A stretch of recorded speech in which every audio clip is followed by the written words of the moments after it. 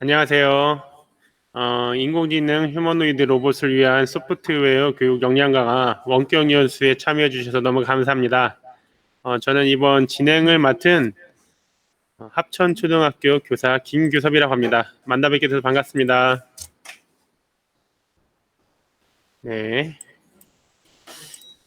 원격 연수가 이게 직무 연수로 진행되고 있어서 여기 계신 분들 출석 체크를 시작할 때, 중간에, 그리고 끝날 때 한 번씩 이렇게 체크를 하게 됩니다. 그리고 원격 연수 많이 들어보셨을 텐데, 카메라에 얼굴이 나오게 이게 하셔야지 이게 나중에 캡처해서 증빙 자료로 낼 수가 있습니다. 죄송한데, 마이크는 켜주시고요. 그리고, 아니, 카메라를 켜주시고, 죄송합니다. 카메라를 켜주시고, 그리고 발언을 하고자 하실 때만 스피커를 잠깐 마이크를 키시고 발언을 해주시면 되겠습니다. 그리고 제가 지금 이제 출석부를 잠깐 부를 건데요. 여기에 예를 들어서 이름이 채널 선생님 같은 경우에는 제가 지금 방금 채팅창에 현미숙 선생님이라고 이렇게 올려주셨는데 이렇게 해주셔야 제가 출석을 부를 수가 있습니다. 일단 제가 지금 출석을 부를 테니까 혹시 아니면 채팅이나 마이크로 얘기해 주시면 됩니다. 일단 강은주 선생님 오셨고, 그 다음에 김민정 선생님 오셨습니다. 그 다음에 홍성기 선생님 오셨습니다. 그 외에 이제 다른 분은 실명이 아닌 경우가 있어서 실명 채팅창에 좀 넣어주세요. 지금 제가 이제 출석을 부르는 것은 교원에 해당합니다. 선생님들만 해당하시고 특수분야 직무연수로 저희가 이수를 받는 게 있어서 이분들에만 해당하는 거니까 교원이 아니신 강사 선생님들께서는 그냥 참고만 하시면 되겠습니다. 맹규찬 선생님 오신 거 출석 체크해 드립니다. 현정숙 선생님은 일단 선생님이 아니신 것 같고 최미선 선생님 예, 출석 체크 해드렸습니다.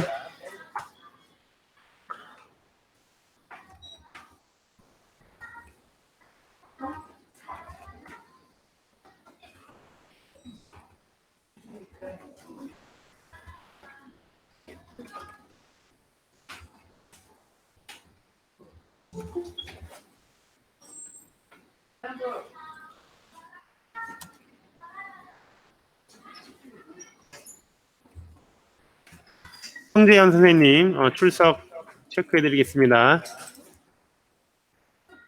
성재현 선생님.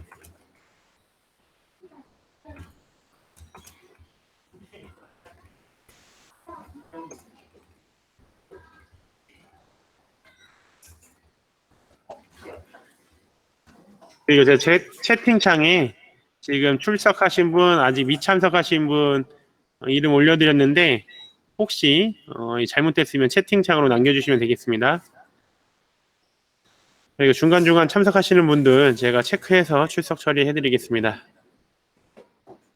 정준행 선생님, 네, 출석 체크해드리겠습니다.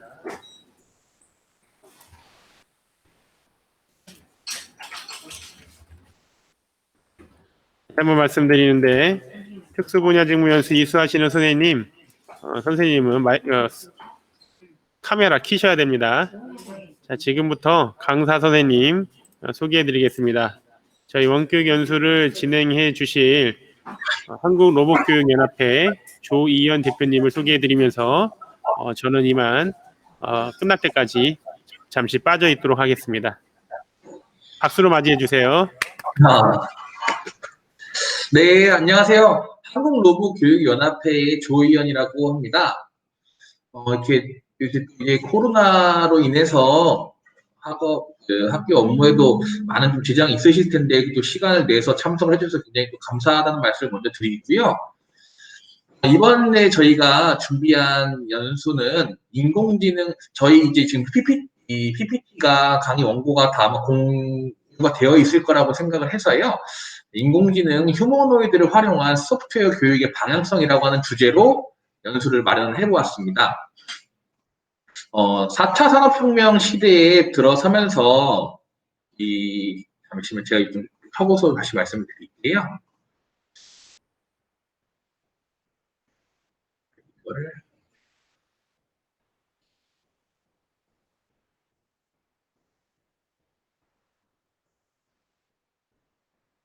네, 잘 보이시죠? 소프트웨어 교육의 시대가 좀 들어서면서 아이들이, 우리 학생들이 여러 가지 방면으로 소프트웨어 교육을 현재 계속 받아왔고, 앞으로 계속 받아갈 예정이라고 생각을 하고 있습니다. 그런데 조금 장단점이 다 있는 것 같아요. 아이들이 소프트웨어 교육을 받으면서 컴퓨터적 사고력이 증진을 한다거나 창의력이 증진을 하고, 알고리즘에 대한 이해를 한다거나, 여러 가지 좀 창의, 창작, 뭐 메이커적인 요소들이 아이들한테 많이 좀 적용이 된다라고 생각을 하고 있고요. 단점으로는 어떤 지속성 있게 교육이 되어야 하는데, 그런 지속적인 부분에서는 잘 되고 있는가라고 하는 부분에서 좀 약간 물음표가 남지 않나라고 하는 생각을 많이 가지고 있습니다. 그래서 여러 가지 그런 이유 중에서, 지속성이 좀 어려운 이유 중에서 1차원적인 소프트웨어 교육이 많이 진행이 되고 있지 않나. 여러 가지 교구제를 많이 사용을 하죠. 뭐 햄스터라든지 라든지 이제 여러 가지 좀 교구들을 사용을 하는데, 그 교구들이 약간 어떻게 보면 좀 1차원적인 움직임밖에 나오지 않기 때문에 아이들이 조금 유리하지 않나라고 하는 생각도 가지고 있습니다. 지금 저희가 이번에 준비를 하게 된 거는 인공지능이라고 하는 화두가 요새 교육계에 많이 들어오고 있죠. 교육계뿐만이 아니라 전 세계적인 산업에 인공지능이라고 하는 화두가 많이 던져지고 있습니다. 근데 아직 소프트웨어 교육이 많이 활성화가 되어 있다고 하더라도 조금 인공지능 교육이라고 하는 게 교육계에 들어오는 거는 조금 이른감이 없지 않나라고 하는 생각을 많이 가지고 있고요. 학교 선생님들이나 여러 이제 교육 관계자분들이 또 인공지능이라고 하는 걸 어떻게 풀어나가셔야 하는지 많이 좀 어려움을 겪고 계신 것 같다고 생각을 하고 있습니다. 그래서 지금 이번에 저희가 준비를 하게 된 거는 지금 저희 PPT의 사진에 보이는 인공지능 로봇을 사용한 소프트웨어 교육의 방향성이라고 하는 주제로 연수를 시작해 보도록 하겠습니다. 일단 간단하게 목차 먼저 설명을 한번 드릴게요. 설명을 드리면 인공지능이란 무엇인지에 대해서 먼저 저희가 이제 말씀을 드리게 되고요. 인공지능 교육 정책과 미래 교육, 그다음 인공지능 휴머노이드 로봇의 발전사와 미래, 그다음 이제 인공지능 휴머노이드 알파민이라고 이름이 되어져 있고요. 이 휴머노이드의 기능, 그다음 코딩, 시연, 그리고 기타 활용 방법이라고 하는 목차로 말씀을 드리도록 하겠습니다. 그러면 인공지능이란 무엇이란 어떤 것인지부터 저희 이제 한국로봇교육연합회의 송은석 부회장님이 진행을 해주시도록 하겠습니다. 잠시만 기다려주세요.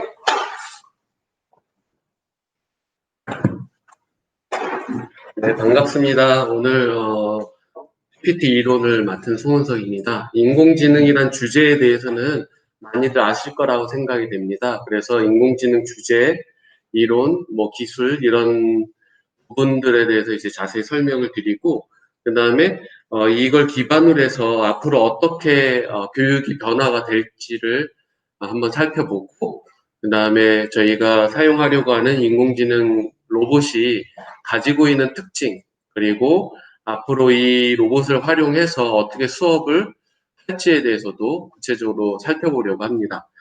여러분 여기 자료에 나와 있는 것처럼 인공지능이라는 주제는 쉽게 설명하면 사람과 같은 흉내를 내는 기계라고 생각하시면 될 것 같습니다. 사람이 가지고 있는 지적 능력이 있는데 그 능력을 컴퓨터 기술로 표현해내는 것이라고 볼 수가 있습니다. 1950년도에 이러한 이론들이 발현되면서 많은 연구를 하기 시작했습니다. 그러나 2000년도에 들어서면서 이러한 기술이 효과를 나타내게 됐고, 우리가 지금 현재를 살아가는 데 있어서 매우 유용한 기술로 사용이 되고 있습니다.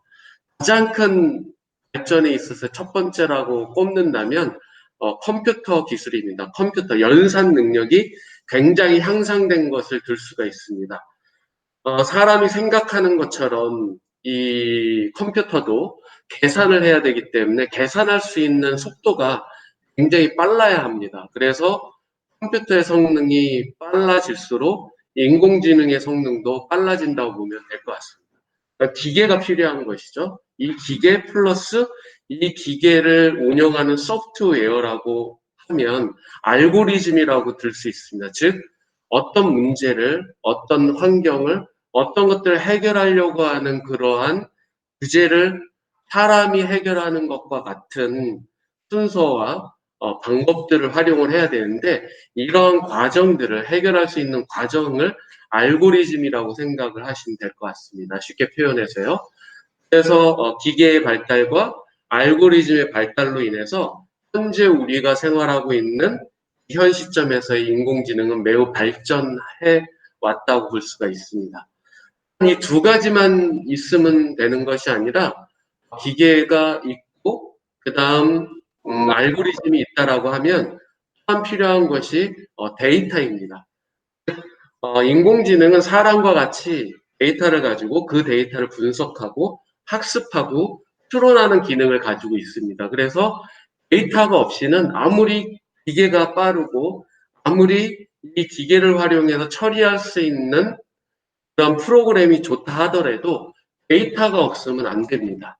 그래서 빅데이터를 제2의 원유다. 현재 산업에 있어서 원유라고 표현도 합니다. 석유와 같은 재료라고 표현할 만큼 굉장히 중요한 자원이 바로 인공지능에게 있어서는 데이터입니다. 이 데이터를 축적하는 방법은 잘 아시는 것처럼 스마트폰과 네트워크의 발달로 인해서 과거에는 데이터가 어떤 장소에 묶여 있었다면 스마트폰에서 검색하는 모든 검색들, 이 스마트폰과 인터넷이 연결되어 있는 모든 네트워크 구성으로 인해서 실시간으로 얻어지는 그러한 데이터로 인해서 인공지능이 활용할 수 있는 자료들이 많이 가지게 되는 겁니다. 그래서 이러한 부분들이 연합이 되면서 함께 하면서 굉장히 빠른 인공지능 기술의 발전을 우리가 가져오게 됩니다. 인공지능은 네 번째 줄에 보시면 기계학습이라고 되어 있습니다. 사람이 학습하는 것처럼 기계가 학습하는 능력, 기술이라고 보시면 되는데, 사람이 언어가 있고 시각이 있고 청각이 있고 어떤 것도 인지하고 해석하고 상황을 파악하고 분석하는 능력이 있는 것처럼 인공지능도 이런 기계 학습을 통해서 이러한 것들을 할 수 있는 기능이라고 보시면 될 것 같습니다. 가장 중요한 분야는 인공지능이라는 것이 어떤 한 기술로 끝나는 것이 아니라 새로운 부가가치 창출을 계속 해내고 있습니다. 우리가 의료 쪽에서도 IBM 왓슨이라는 그러한 엑스레이 기술을 이용해서 암을 빨리 조기에 발견한다던가, 우리가 흔히 사용하는 택배 상황을 물어보는 챗봇이라던가, 우리 집에서 활용하는 인공지능 스피커, 이런 모든 분야들이 다 인공지능을 기반으로 해서 퍼져나가는 산업이고 새로운 부가가치 창출이라고 볼 수가 있습니다. 인공지능에 대한 그 정의는 학자마다 약간씩 다릅니다. 기계에 지능을 부여하는 활동이라고도 표현하고, 인간과 비슷하게 보이는 스마트한 방법으로 소프트웨어를 작동시키는 폭넓은 방법, 알고리즘 및 기술이라고도 표현합니다. 여기 모든 공통적인 내용 중에 들어가는 말이 사람처럼 행동하는, 사람의 지식과 같은 그런 동작을 인공지능이라고 표현을 할 수가 있겠습니다. 다음은 자율주행 자동차와 같이 인공지능에도 이 네 단계로 구분을 하기도 합니다. 이거는 꼭 정해져 있는 어떠한 일변의 법칙은 아니지만 대략 이런 식으로 나눠서 인공지능의 단계를 표현을 해볼 수가 있습니다. 첫 번째 단계는 가전 제품에 들어있는 아주 단순한 에어 프로그램이라고 볼 수 있겠습니다. 저희도 지금 에어컨이 틀어져 있는데 에어컨이 사람이 작동을 하면 움직이면 에어컨을 활발하게 틀어준다던가, 사람의 동작에 감지가 되지 않는다면 정지를 한다던가, 이런 아주 단순한 기능들부터 시작을 해서 고전적인 인공지능 레벨 1까지도 이제 적용이 됩니다. 여기에서는 청소기를 예를 들었는데요. 다채로운 프로그램 패턴이 필요한 경우에 이제 요 기술이 적용이 된다고 보면 될 것 같습니다. 예를 들어 청소기, 스마트 로봇 청소기 같은 경우에는 집안의 환경들을 다 스캔을 하는 거죠. 즉, 안방의 구조가 다르고, 거실의 구조가 다르고, 그 다음, 아이들 방의 구조가 다르고, 다 다른 환경 가운데 또 그 환경들이 수시로 변하기도 하죠. 가구가 이동되기도 하고, 이 이물질이 큰 것도 있고, 오물이 또 다양하게 묻어 있을 수 있기 때문에 이런 상황들을 인공지능은 분석을 해서 청소할 수 있는 이러한 기술까지를 이제 레벨 1으로 이렇게 프로 말할 수가 있겠습니다. 그 다음에 실질적인 인공지능이라고 느끼는 부분들이 레벨 3부터입니다. 우리가 주로 사용을 많이 하는 구글이나 유튜브, 그 다음에 검색 엔진에서 뭔가를 검색했을 때 자동적으로 계속 반복적으로 검색함으로 인해서 생기는 데이터를 분석을 해서 사용자에게 가장 알맞는 서비스를 제공하는 이러한 부분들도 빅데이터를 근거로 한 인공지능이라고 볼 수가 있겠습니다. 데이터가 있기만 한다고 해서 인공지능이라고 할 수는 없고요. 이 데이터를 학습하는 기능이 검색 엔진에 내장되어 있는 겁니다. 그래서 알고리즘에 의해서 내가 검색을 하지 않고 찾지 않았는데도 어떤 광고가 뜬다든가 유튜브에서 어떠한 음악이나 영상을 내가 반복해서 들을 때 추천을 해준다든가 이러한 부분들이 우리가 생각하는 인공지능이라고 할 수 있겠습니다. 마지막으로는 딥러닝을 받아들인 인공지능인데요. 이 부분은 좀 더 학습할 수 있는 기능이 사람이 가지고 있는 인공신경망의 기술까지 도입됐다라고 보시면 될 것 같습니다. 즉 사용되는 입력값 자체가 학습하는 특징을 가지고 있습니다. 즉 과거에는 어떠한 데이터를 다 정돈돼서 줬다고 한다면 이 기계 학습할 때의 딥러닝은 좀 더 차원이 높은 기술을 가지고 있습니다. 예를 들어서 과거에 알파고라는 그 소프트웨어가 있었죠. 근데 알파고는 모든 학습할 수 있는 학습 자료의 패턴, 데이터를 분석을 해서 인공지능의 기능을 했습니다. 그 후에 나온 알파고 제로라는 게 있었는데요. 이 알파고 제로라는 알고리즘은 어떠한 학습한 즉 기보라고 하죠. 바둑둔 많은 예제들 그런 것이 없이 바둑이라는 어떠한 규칙만 알려주고 반복해서 자기가 여러 데이터들을 학습하고 받아들이고 직접 바둑을 두면서 깨치게 되는 그런 기술까지도 발전을 하게 됩니다. 이러한 것이 이제 딥러닝, 좀 더 진화된 인공지능이라고 할 수가 있겠습니다. 그래서 크게는 이제 두 가지로 나눌 수가 있는데요. 약한 인공지능과 강한 인공지능으로 나눌 수 있겠습니다. 즉, 기계가 지능이 있는 것처럼 행동하는 것을 약한 인공지능이라고 표현을 합니다. 모든 것을 사람의 기능을 포함하는 건 아니고요. 일부분적인 걸 감당하는 인공지능입니다. 예를 들어서 어떤 것들을 검색할 때 빨리 찾아준다던가 날씨를 물어볼 때 사람과 대화하는 걸 통해서 굉장히 빠르고 정확한 데이터를 찾아준다던가. 근데 이러한 기술은 굉장히 발달이 돼 있지만 이 부분에 있어서 다른 기능도 다 가지고 있는가? 그렇지 않은 거죠. 그래서 약한 인공지능이라고 표현을 합니다. 어떤 한 부분은 강력해요. 사람보다 정확해요.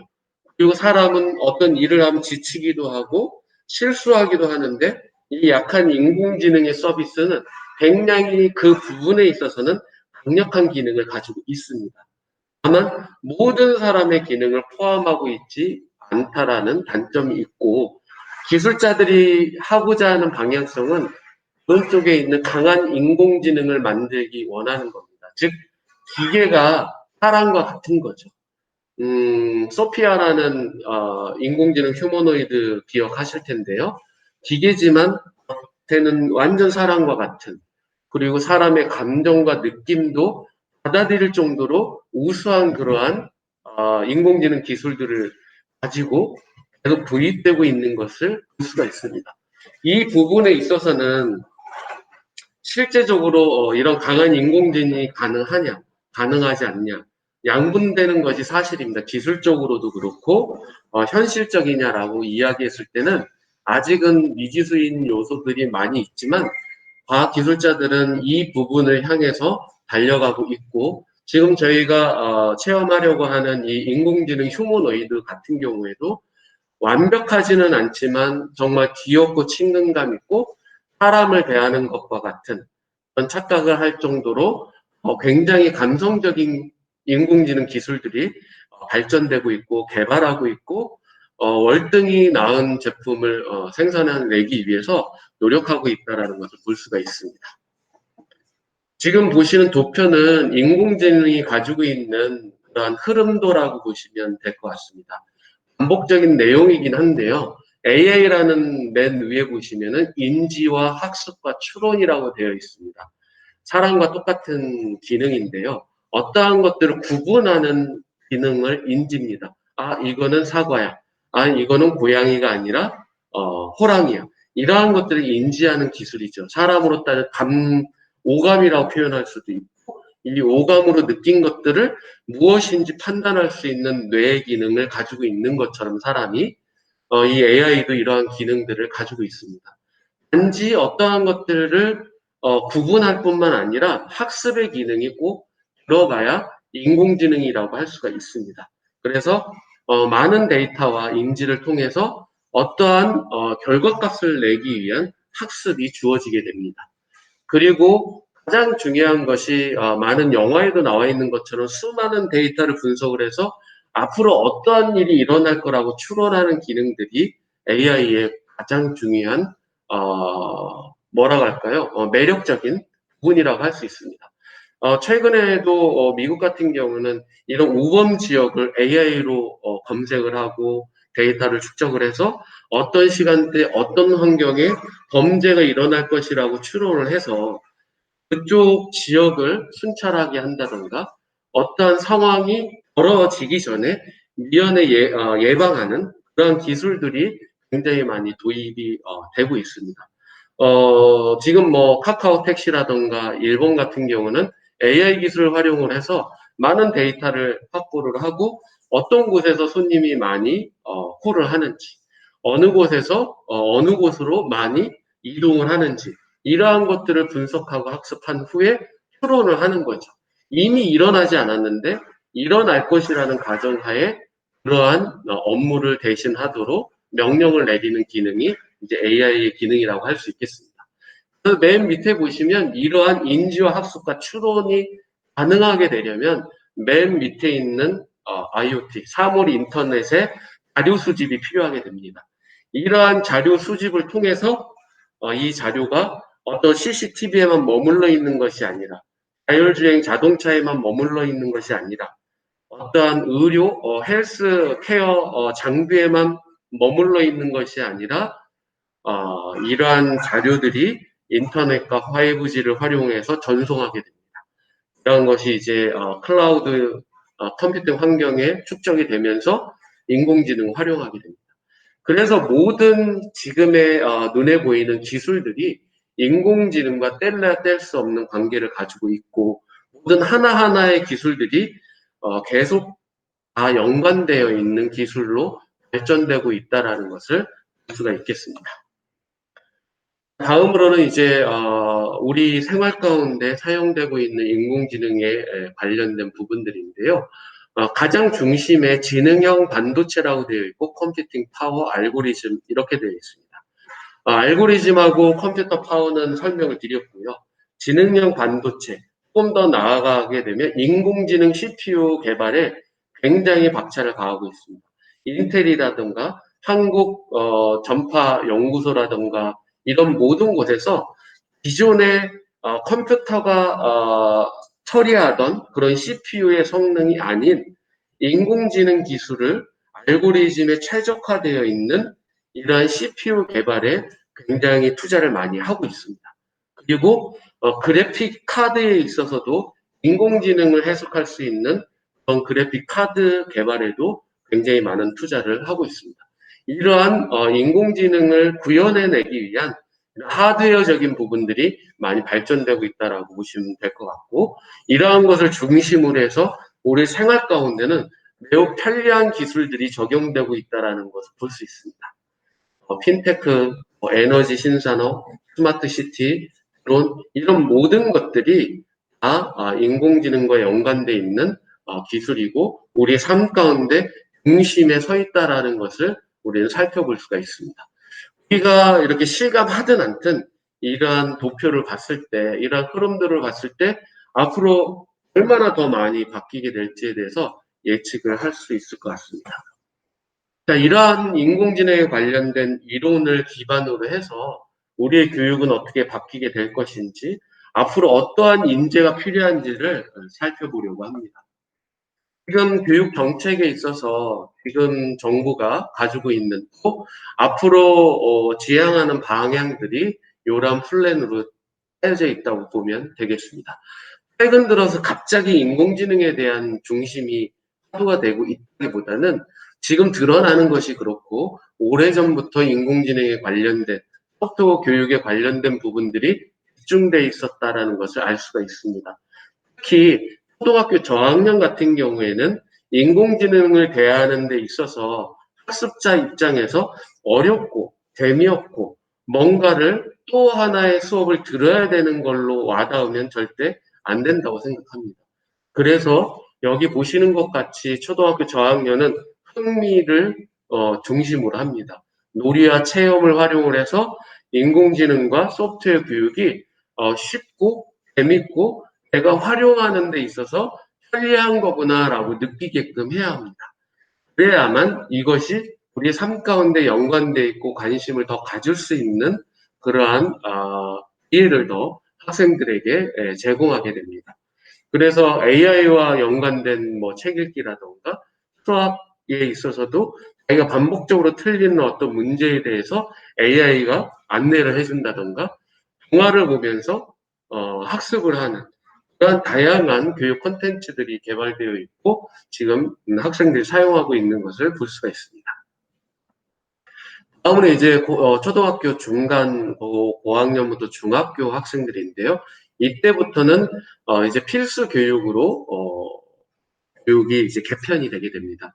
근데 2022년도에는 이런 소프트웨어 교육의 적은 부분이 아니라 완전 필수 과목으로 AI와 연관돼 있는 교과 과목이 편성될 예정이고요.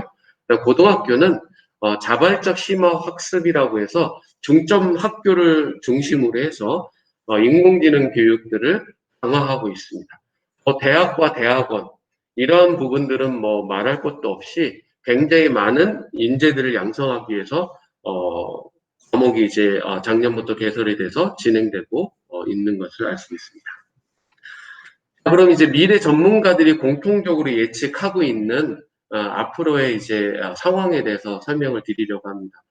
지금의 일자리가 굉장히 미래에는 줄어든다는 것은 수없이 언론을 통해서 들었을 겁니다. 당연히 이제 실업자가 많이 늘어날 것이고 앞으로는 이러한 기술과 미래의 이런 변화에 대해서 예측을 하고 준비한 사람과 그렇지 않은 사람들의 양극화가 사회적 이슈로 드러날 것이라는 것은 명백한 사실입니다. 그래서 결국은 사회가 변화가 될 것이고 이런 변화되는 사회에 맞춰서 교육도 가장 큰 변화가 빨리 필요하다는 것을 우리는 실감하게 됩니다. 그래서 오늘 전체적인 주제가 인공지능의 그냥 기술이 아니라 교육으로 맞춰져 있습니다. 이러한 변화에 앞서서 우리는 어떻게 교육을 준비해야 되는지 어떠한 인재가 필요한지를 살펴보려고 합니다. 극단적으로 이러한 표현도 합니다. 미래에는 학교가 사라질 것이다. 현재는 어떤 장소에 모여서 선생님이 가르치지만 미래에는 지금도 그렇지만 초지능과 초연결된 사회를 통해서 급변하는 사회에 적응하기 위한 교육 현장도 빠르게 변화돼야 된다라고 많이 주장을 하고 있습니다. 아직 과도적인 현상이고 극단적으로 표현을 그렇게 하지만 그렇게 될지 안 될지는 모르지만 변화는 불가피하다라는 것을 누구나 다 인지하고 있습니다. 그래서 지금 현재도 미국의 MIT 대학이나 하버드 대학의 명강좌를 무크라는 플랫폼을 이용해서 학습할 수 있도록 제공을 하고 있습니다. 지금의 학습 형태가 많이 바뀌게 될 것이라고 우리는 예측을 하게 됩니다. 그러려면 많은 준비가 필요하겠죠. 온라인 교육이라든가 학습이라든가 현장에서 수업을 받을 수 있는 이러한 교육들이 더 많이 늘어나야 되는 것은 당연한 이치일 것입니다. 이러한 교육 현장의 변화에 맞춰서 교육을 하는 선생님들의 역할도 많이 바뀌게 됩니다. 2030년에는 사라질 10가지의 어떤 교육, 이런 직업 분야에서 공교육을 심지어 포함시키기도 했고, 대학의 절반이 20년 내에 문을 닫을 수 있을 것이다라는 예측도 하고 있습니다. 그래서 교육자의 역할이 이제는 뭔가를 지식을 전달하는 그런 교육자에서 왜 학생들이 학습이 필요한지, 어떻게 학습을 해야 되는지에 대한 코칭을 중심으로 해서 교육자의 역할이 변화될 것이라고 보게 됩니다. 그래서 가르치는 사람에게 지도하고 가르치는 입장에서 조언하는 사람으로의 변화로 되게 됩니다. 지금 코로나로 인해서 사실 많은 변화를 우리가 원하든 원치 않든 현재 가져오고 있습니다. 과거에는 항상 현장에서 학교라는 공간 안에서 수업을 했지만 온라인 수업을 하게 됩니다. 이런 걸 통해서 뭔가 기술이 교육 현장에 적용이 될까라는 의문점이 있었지만 어느 정도 이게 적용이 가능하다라는 것들을 우리는 알게 되고 또 앞으로도 이러한 기술들이 조금씩 더 진보되고 학생들의 가장 알맞는 교육으로 더 좋은 교육으로 변화될 것이라고 예측을 할 수 있습니다. 그래서 이러한 환경이 만약에 변화가 된다면 이제 거꾸로 교육, 거꾸로 학교, 거꾸로 학습이라는 이름으로 많이 시도되고 있는 것들이 이제 학교에도 적용이 될 것이라고 봅니다. 지금 몇 년 전부터 혁신 학교, 혁신 이런 공간이라는 주제로 많은 학습의 환경들이 학교에서 변화되고 있는 것을 볼 수 있습니다.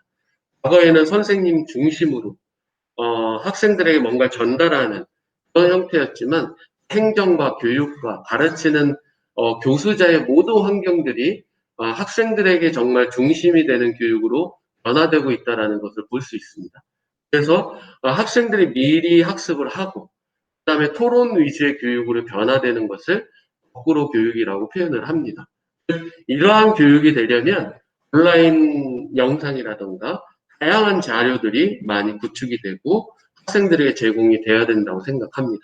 이러한 것이 필요하면 이제 디지털 책이라든가 개인 맞춤형 온라인 교육 또한 필요하게 됩니다. 그래서 앞으로의 교육은 토론을 하고 집단적인 융합과 소통과 공유의 학습으로 변화될 것이라고 보게 됩니다. 이렇게 두 가지로 나눠봤는데요. 지금 우리가 하고 있는 형식 교육, 어떠한 공간의 제약을 가지고 있는 학교 교육을 볼 수가 있고요. 비형식 교육으로 나눌 수가 있습니다. 학교 이외의 장소에서, 현장에서 또는 어떤 학습센터에서 이러한 활용들을 통해서 교육을 진행을 할 수 있습니다. 지금도 많이 이루어지고 있는 시도인데요. 선선한 구조의 교육 변화가 필요합니다. 저희가 현장에서 느끼는 이러한 교육의 필요들을 정책에 있어서 바르게 도입이 돼야지만 현장과 융합이 된 그런 실질적인 교육이 필요하다고 생각합니다. 그러려면 모든 사람들이 이런 인공지능과 미래 교육의 변화에 대한 인지가 필요할 것 같습니다. 그래서 저희들부터 이런 변화에 적응을 하고 또 빠르게 흡수를 해서 학교 현장이 어떠한 교육이 필요한지를 의견을 제출을 하고 또 다양한 시도들이 우리에게 필요하다고 생각이 듭니다. 과거와 현재 미래의 인재상을 한번 정리를 이렇게 해봤는데요. 과거에는 성실하면 그 사람은 굉장히 좋은 인재였습니다. 시간도 많이 할애하고 노력도 많이 하고 그 다음에 누구보다도 육체적으로든 시간적으로도 많이 사용하는 사람이 산업 시대에는 좋은 인재였습니다. 그러나 정보 시대가 도래하면서 어떠한 정보를 어떻게 활용을 해서 어떻게 적용할 것인지에 대한 분석 능력이 많이 필요하게 됐습니다. 그리고 앞으로 이러한 것들을 포함을 해서 앞으로의 미래에는 인공지능이 하지 못한, 즉 시간을 많이 쏟는다고 좋은 결과가 나오는 것이 아니라 정말 창의적인 어떤 많은 복합적인 문제들을 종합해서 결론을 내릴 수 있는 그런 능력을 가진 인재들을 필요로 하고 있습니다. 물론 이러한 사람에게 필요한 것은 많은 기존에 있었던 기술들, 소프트웨어나 인공지능이나 기계 기술들을 종합한 가운데 나타나는 그런 능력일 것입니다. 그래서 과거보다는 편한 것도 있지만 과거보다는 창의적인 능력이 굉장히 더 중요하다는 것을 알게 됩니다.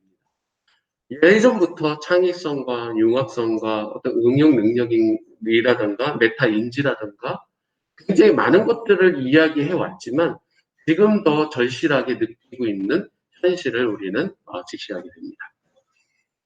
다음은 이러한 미래 교육의 변화에 맞는 인재상에 대한 정리인데요.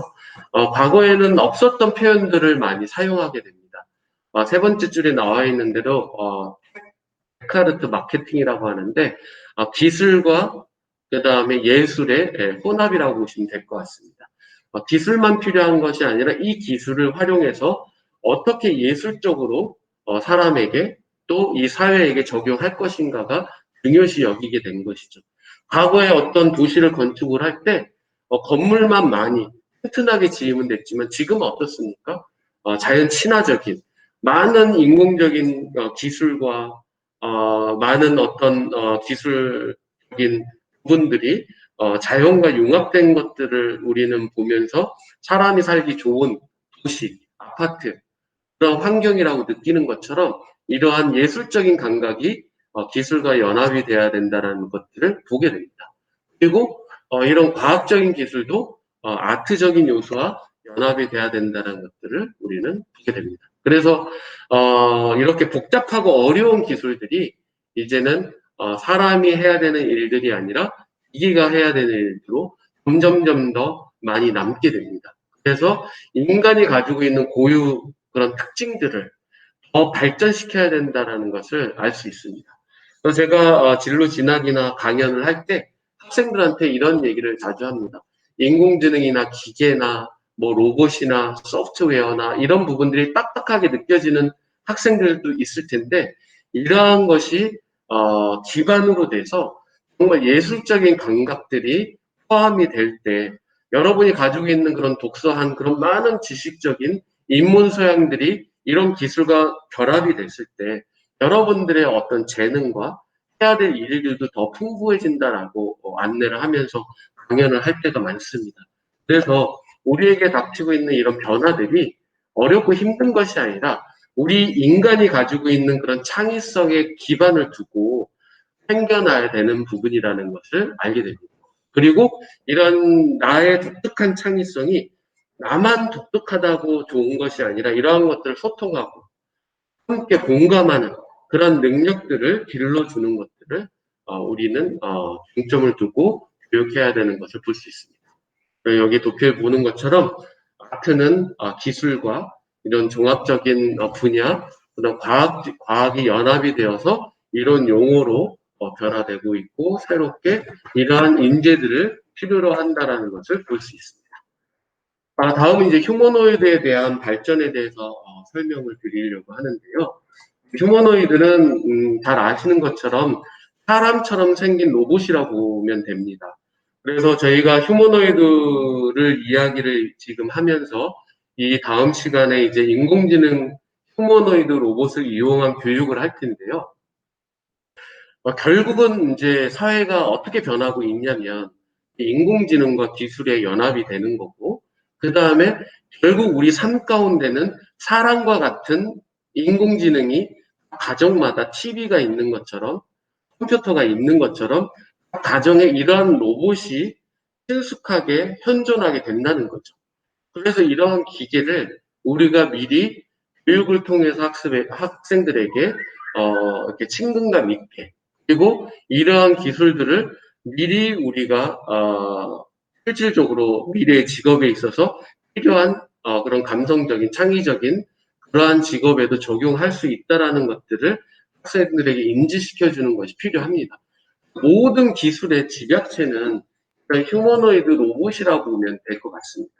그래서 우리가 교육하려고 하는 이런 새로운 이 교구에 대한 안내도 어쩔 수 없이 모든 학교는 이러한 교구를 활용해서 교육을 할 수밖에 없는 흐름으로 흐르고 있다는 거죠.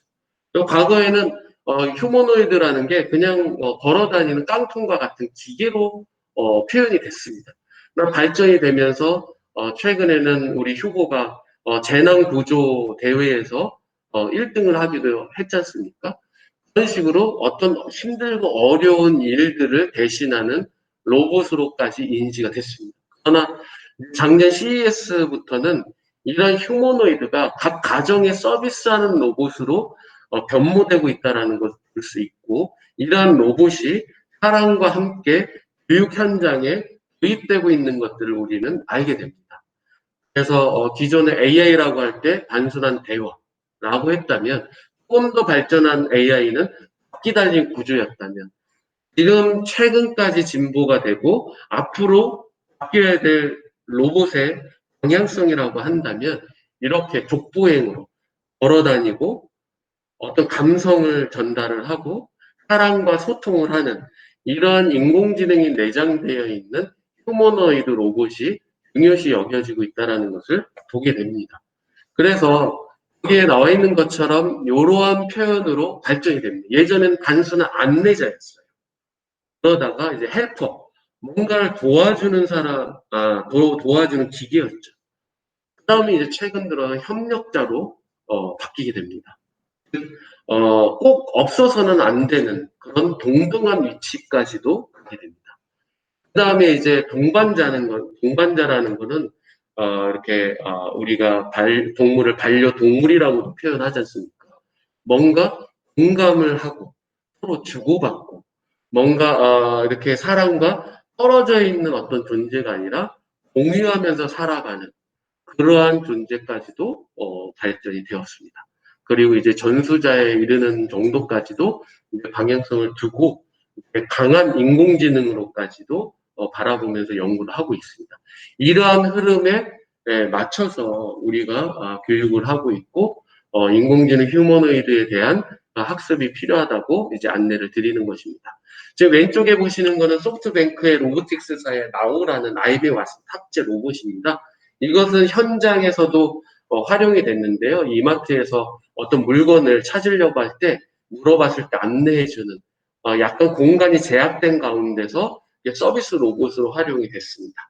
샤프에서 나온 로봇이고요. 오른쪽이 오늘 시연을 통해서 한번 현장에서 직접 만져보면서 이 교육에 대해서 알아보면 좋지만 제한적인 환경 가운데서 이러한 로봇을 활용한 교육을 저희가 시연을 통해서 알아보려고 합니다.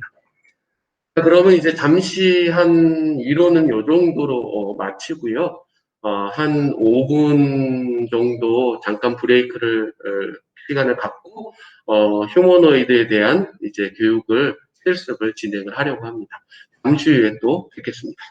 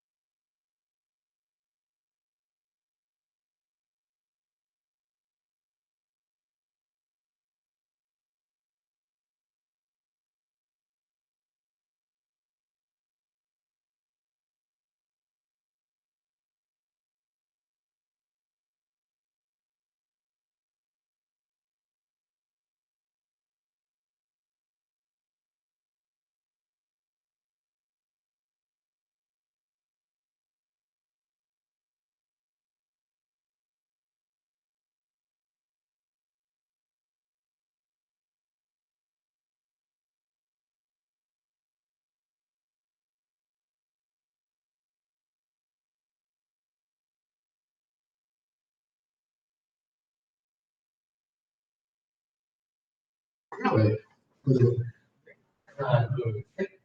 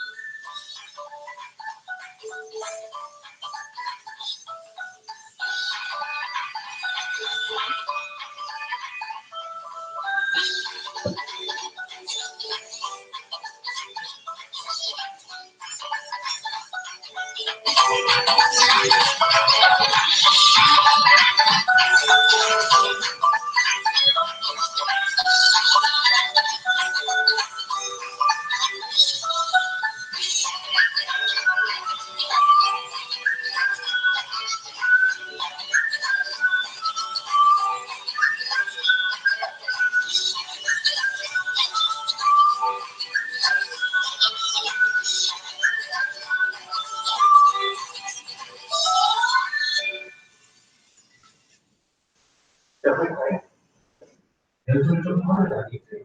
그래서 마이크만 하고 컴퓨터만 해.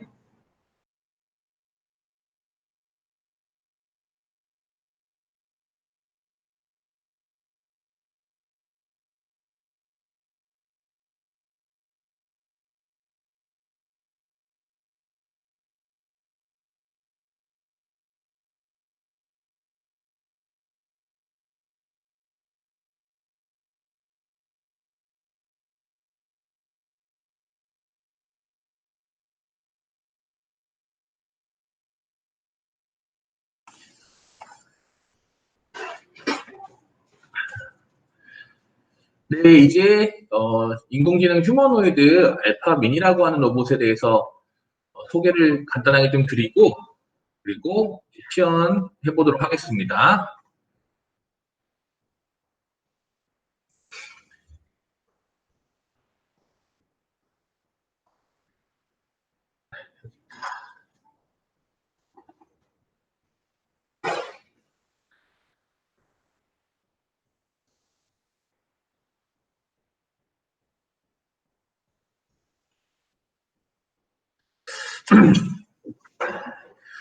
네, 그러면 지금부터 인공지능 휴머노이드 로봇 알파 미니에 대해서 간단하게 소개를 좀 진행하도록 하겠습니다. 먼저 휴머노이드 교육의 특징으로서는 일단은 가장 크죠. 호기심과 재미로 시작할 수 있다라고 하는 특징이 있고요. 단순한 이제 인공지능 코딩이 아닌 혁신적인 인공지능 코딩 학습이 가능하다라고 하는 점과 그리고 현재 좀 교육에서 가장 중요한 이제 코딩에 대한 결과물을 1차원적인 아닌 3차원으로 나타낼 수가 있다라고 하는 특징이 있고요.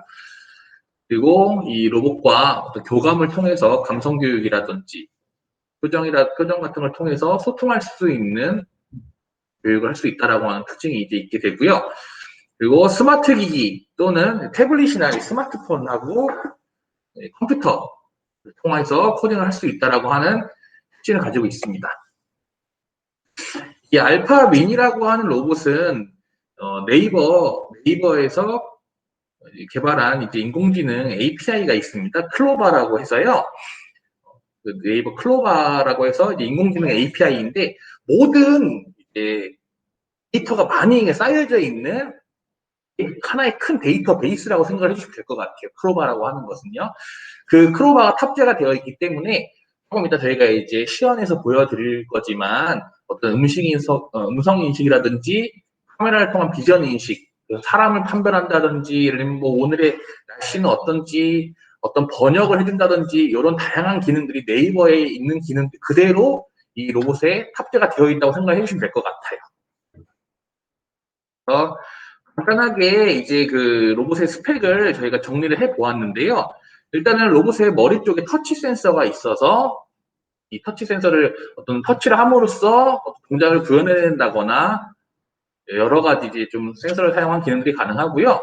그리고 저희 로봇에는 대부분의 이제 로봇들에는 눈에 이제 카메라가 달려 있게 되는데요. 저희는 이제 이마에 카메라가 있어요. 그 이유로는 좀 더 이 눈에 정말 조금 더 이제 아이들과 교감하고 소통하기 위해서 좀 감성을 전달해주기 위해서 이제 LCD 모니터를 눈에 달아서 여러 가지 표정을 만들어낼 수가 있어요. 그래서 아이들하고 같이 좀 교감하고 소통할 수 있도록 이마 쪽에다가 이제 카메라를 달게 됐고요. 가운데 쪽에 있는 인베디드 센서 같은 경우는 좀 어렵게 표현이 되어 있는데 GPS 기능이 있죠. 내 위치가 어디 있는지 그런 핸드폰에 스마트폰에 많이 달려있는 GPS 센서가 달려 있어서 내가 이 로봇이 어디로 이동을 하든지 그 위치에 따른 어떤 정보 제공 같은 거를 할 수 있다라고 말씀을 드리면 될 것 같고요. 그리고 G 센서라고 해서 자이로 센서라고 많이 부르게 되는데 예를 들면 로봇이 혼자 넘어졌을 때 스스로 일어난다거나 앞으로 기울을 때 다시 좀 자세를 잡아준다거나 이럴 때 사용하게 되는 센서인데 이게 이제 가운데 몸 부분에 이제 몸통 부분에 이제 있다고 생각하시면 될 것 같고요. 다양한 이제 음성인식 시스템, 거리 센서 가 있는 걸 보실 수가 있으시고 1300만 화소의 카메라가 달려 있기 때문에 어떤 굉장히 선명하게 카메라를 통해서 여러 가지 사물 인식을 할 수가 있다고 생각해 주시면 될 것 같아요.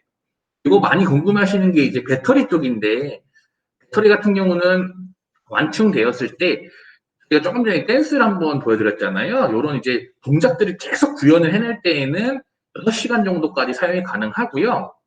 그리고 배터리가 아예 없다고 아예 없을 방전된 상태에서는 완충까지 90분 정도 이제 충전 시간이 걸리게 됩니다.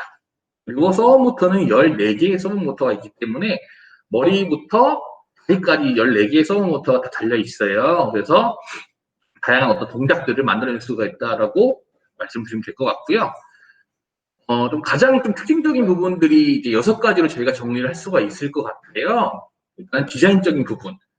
저희가 학교에 가서 상담을 하다 보면은 선생님들이 요새 이제 아이들이 학교에 교대로 좀 이렇게 등교를 하고 하지만 학생들을 많이 불러주세요. 예를 들어서 많이 불러주시면 아이들의 반응이 가장 중요하니까요. 그랬을 때는 이 로봇의 디자인적인 부분에서 아이들이 굉장히 많이 큰 반응을 많이 보이더라고요. 디자인에 좀 신경을 많이 썼다고 말씀드리면 될 것 같고, 그리고 100여 가지의 감정 전달, 그리고 안정적인 자유도 구조, 커뮤니케이션, 서비스라고 하는 부분이 있는데, 저희 알파 미니에는 유심 카드를 꽂을 수가 있게 되어 있어요. 그래서 예를 들면 유심 카드를 꽂게 되면은 일반 핸드폰처럼 사용이 가능한 거예요. 그랬을 때 어떻게 이제 이 서비스적인 부분이 사용이 가능하냐면, 예를 들면 나는 일을 하러 갔고 내 아이가 집에 있을 때에 그 아이들과 같이 교감하고 소통해 줄 수 있도록 이 로봇을 원격으로 제어를 해서 아이들이 혹시라도 또 우리 안전사항 같은 것도 있으니까요. 그런 걸 좀 확인해 볼 수가 있게 되어 그런 기능이 서비스적인 면에서 들어가 있습니다. 그리고 로봇 기술. 휴머노이드 로봇이니까 아무래도 로봇 기술이 가장 중요하겠죠. 사람처럼 움직이고 스스로 행동하고 그런 이제 코딩 교육 및 인공지능 완구로 사용이 가능하다라고 하는 점이 있게 되었습니다. 넘어가시면 될 것 같고. 네, 여기서 보시면 이제 오른쪽 이미지에 로봇을 저희가 이렇게 반을 잘라놨죠. 반을 잘라서 한쪽에는 디자인이 되어 있는 것과 한쪽에 디자인이 안에 이제 부가 실려 있게 되는데 저기 보시면은 이제 모터가 많이 달려 있다는 걸 볼 수 있으시고 가장 몸통에 있는 저 CPU 제어기 부분 쪽에 모든 이제 기술이 다 들어가 있다고 생각해 주시면 될 것 같아요.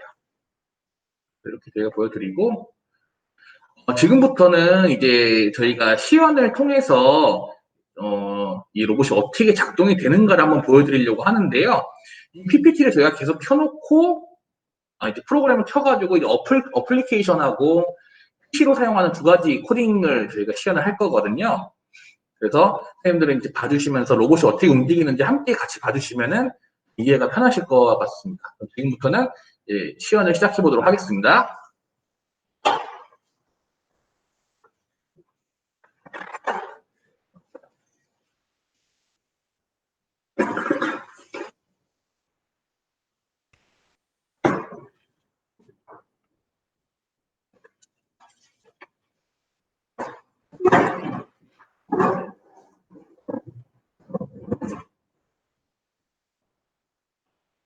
아이고, 서 있으니 힘드네요. 굉장히 로봇이 이제 깜찍하게 생겼죠. 이 로봇은 기본적으로 작동하는 방법이 세 가지로 작동이 됩니다. 첫 번째는 와이파이가 연결돼 있을 때는 네이버의 인공지능을 사용을 합니다. 스피커와 같은 기능인 거죠. 예를 들어서 헤이 크로바, 오늘 날씨 알려줘. 현재 세종동은 맑으며 기온은 28도입니다. 오늘 오전 평균 기온은 어제와 같은 19도, 오후 평균 기온은 어제와 같은 27도가 되겠습니다. 현재 미세먼지는 좋음, 미세먼지는 보통 단계입니다. 네, 이런 식으로 사용자가 학생들이 학교에서 선생님이 필요한 자료들을 이렇게 물어보면서 대화를 나눌 수 있는 겁니다. 이 플랫폼은 현재 와이파이에만 연결이 되어 있으면 가능하고요. 만약 와이파이가 없는 지역이다라고 했을 경우에는 이쪽에 보시면은 이제 유심을 설치하게 돼 있어서 유심이 연결돼 있으면 와이파이가 없는 지역에서도 사용이 가능합니다. 보통은 모든 환경에서 와이파이를 쓰고 있기 때문에 이런 간단한 서비스라던가 학생들이 수업을 하다가 뭐 영어 단어 해석을 필요로 한다던가 그런 부분도 가능합니다. 예를 들어서 헤이 크로바, 내일 학교에 가고 싶어를 영어로 뭐라고 말해?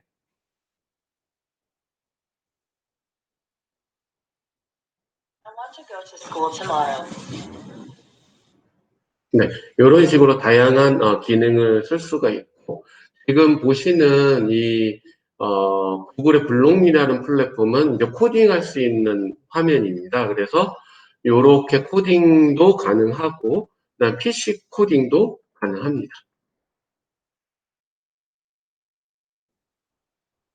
보시면 이게 컴퓨터에서의 코딩입니다.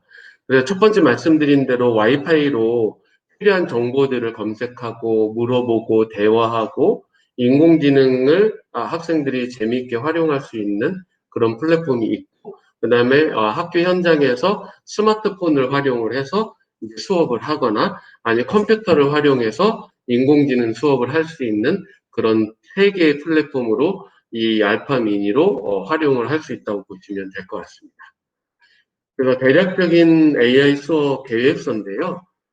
예를 들어서 이거는 12차 시로 구성이 돼서 학교에서 수업할 수 있는 인공지능 수업으로 구성을 해봤습니다. 첫 번째 차시에서는 처음에 인공지능에서도 말씀드렸듯이 인공지능 기술에 대해서 항상 들어가는 것이 바로 이제 비전입니다. 사람이 보는 거, 듣는 거, 말하는 거, 그 다음에 이게 뭔지에 대해서 인식하는 거, 이러한 기능들이 들어가기 때문에 이 휴머노이드 안에 이러한 기능이 있기 때문에 인공지능 수업을 하는 데서 굉장히 최적화되어 있는 그러한 교육 기자재라고 보시면 될 것 같고 첫 번째 시간은 어플을 설치하고 스크래치 프로그램을 설치하면서 이 인공지능의 휴머노이드에 대한 안내를 이제 학생들이 받으면서 뭔가 관심 있게 이 수업을 들을 수 있는 방향성을 제시한다고 보시면 될 것 같고요. 두 번째 차시가 인공지능 로봇과 대화하고 제어하는 기능입니다. 아까 제가 잠깐 시연해 드린 것처럼 그거 말고도 굉장히 다양한 기능들을 사용을 할 수가 있는데요. 그러한 기능을 쓸 수 있는 그런 플랫폼이라고 보시면 차시라고 보시면 될 것 같고요. 세 번째가 이제 어플을 활용한 수업입니다. 그래서 세 차시서부터 7개 차시까지는 이제 어플을 활용해서 학생들이 수업을 하게 됩니다. 근데 이제 학교 현장에서는 이게 학교 공급하는 게 85만 원 정도로 알고 있습니다. S2B에 등록되어 있는 걸로 알고 있고요. 근데 아무래도 금액대는 비싸지만 일반 움직이기만 하는 휴머노이드가 한 40만 원대, 막 격투나 댄스나 어떤 그런 권투 이런 것이 가능한 게 이제 100만 원, 200만 원, 300만 원 이렇게 뛰거든요. 근데 얘는 기본적으로 이제 AI 수업을 위한 그런 코딩 수업을 위해서 개발되고 학생들에게 다양한 서비스를 제공하는 그러한 로봇이기 때문에 보시는 것처럼 코딩에 굉장히 특화되어 있다고 보시면 될 것 같아요. 그래서 AI 코딩 블럭에 대한 수업을 진행을 하고 그 다음에는 장애물 감지를 통해서 재난 상황에서 탈출하는 미션. 다음 차시는 뭐 안면 인식 기술을 활용한 보안 프로그램 만들기. 사물 인식을 합니다. 그래서 예를 들어서 손가락 가위를 표시를 하면 가위인지 주먹인지 보직인지 이러한 것들을 구분하는 기술. 그 다음에 기울기 센서를 활용해서 스포츠 경기를 하는 이러한 콘텐츠로 학교에서 수업을 인공지능과 소프트 수업을 진행을 할 수가 있습니다. 다음은 이제 컴퓨터를 활용한 코딩 수업에 대한 예시인데요. 이제 컴퓨터에 이제 프로그램을 설치를 하고 스크래치의 플랫폼을 씁니다. 여기에서는 유코드라는 프로그램인데 유코드라는 프로그램 안에 스크래치가 들어가 있어요. 그래서 그 스크래치의 장점은 화면에 있는 다양한 아트적인 요소들을 활용을 할 수 있잖아요. 그거 플러스 피지컬 수업이 가능하다는 코딩이 가능하다는 장점이 있습니다. 그래서 9번째 차시에서는 센싱을 활용해서 다양한 센스를 활용해서 특화 이벤트 그런 코딩을 만들어 볼 수가 있고요. 다음은 이미지 모델링 훈련이라는 게 있는데요.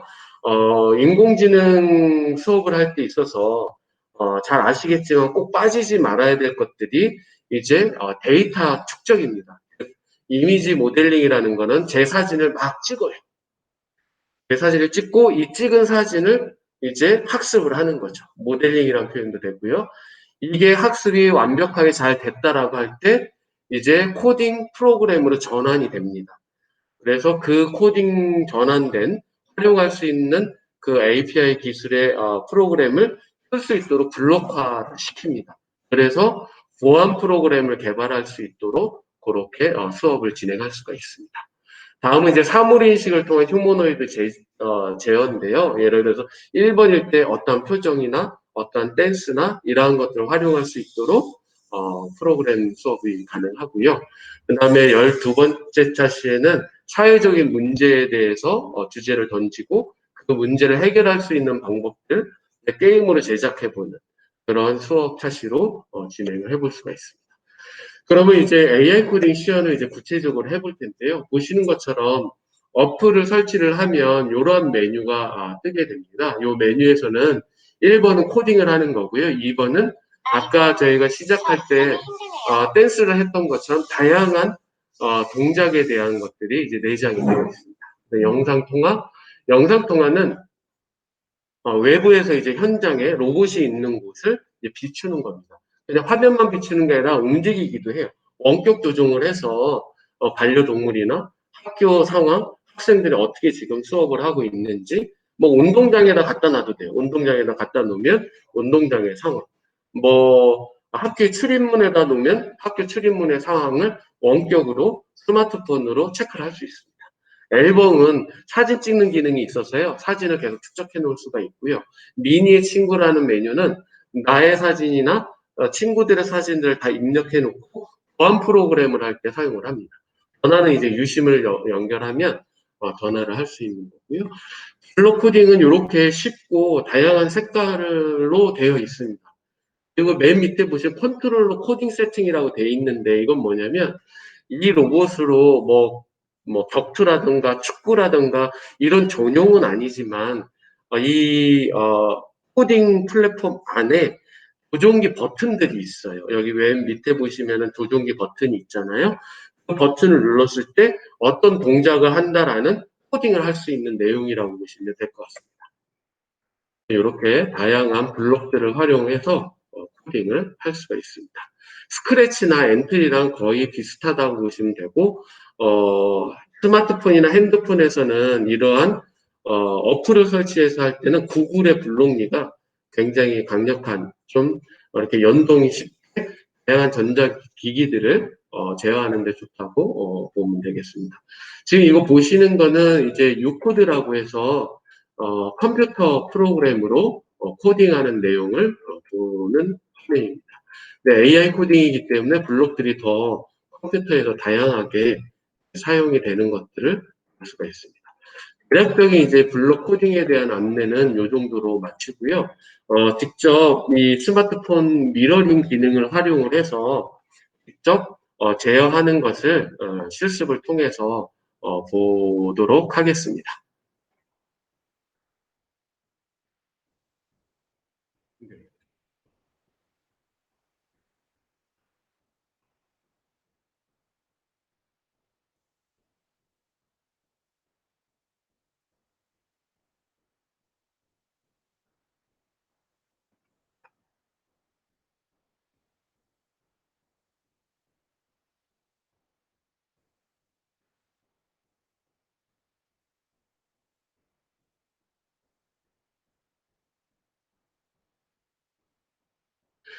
스마트폰으로 제어를 할 때 학교에서도 많은 학생들이 동시에 봐야 될 일들이 생기잖아요. 그래서 이렇게 스마트폰과 노트북 또는 컴퓨터에 연결해서 프로젝트로 이렇게 보시면서 수업을 진행을 하셔도 됩니다.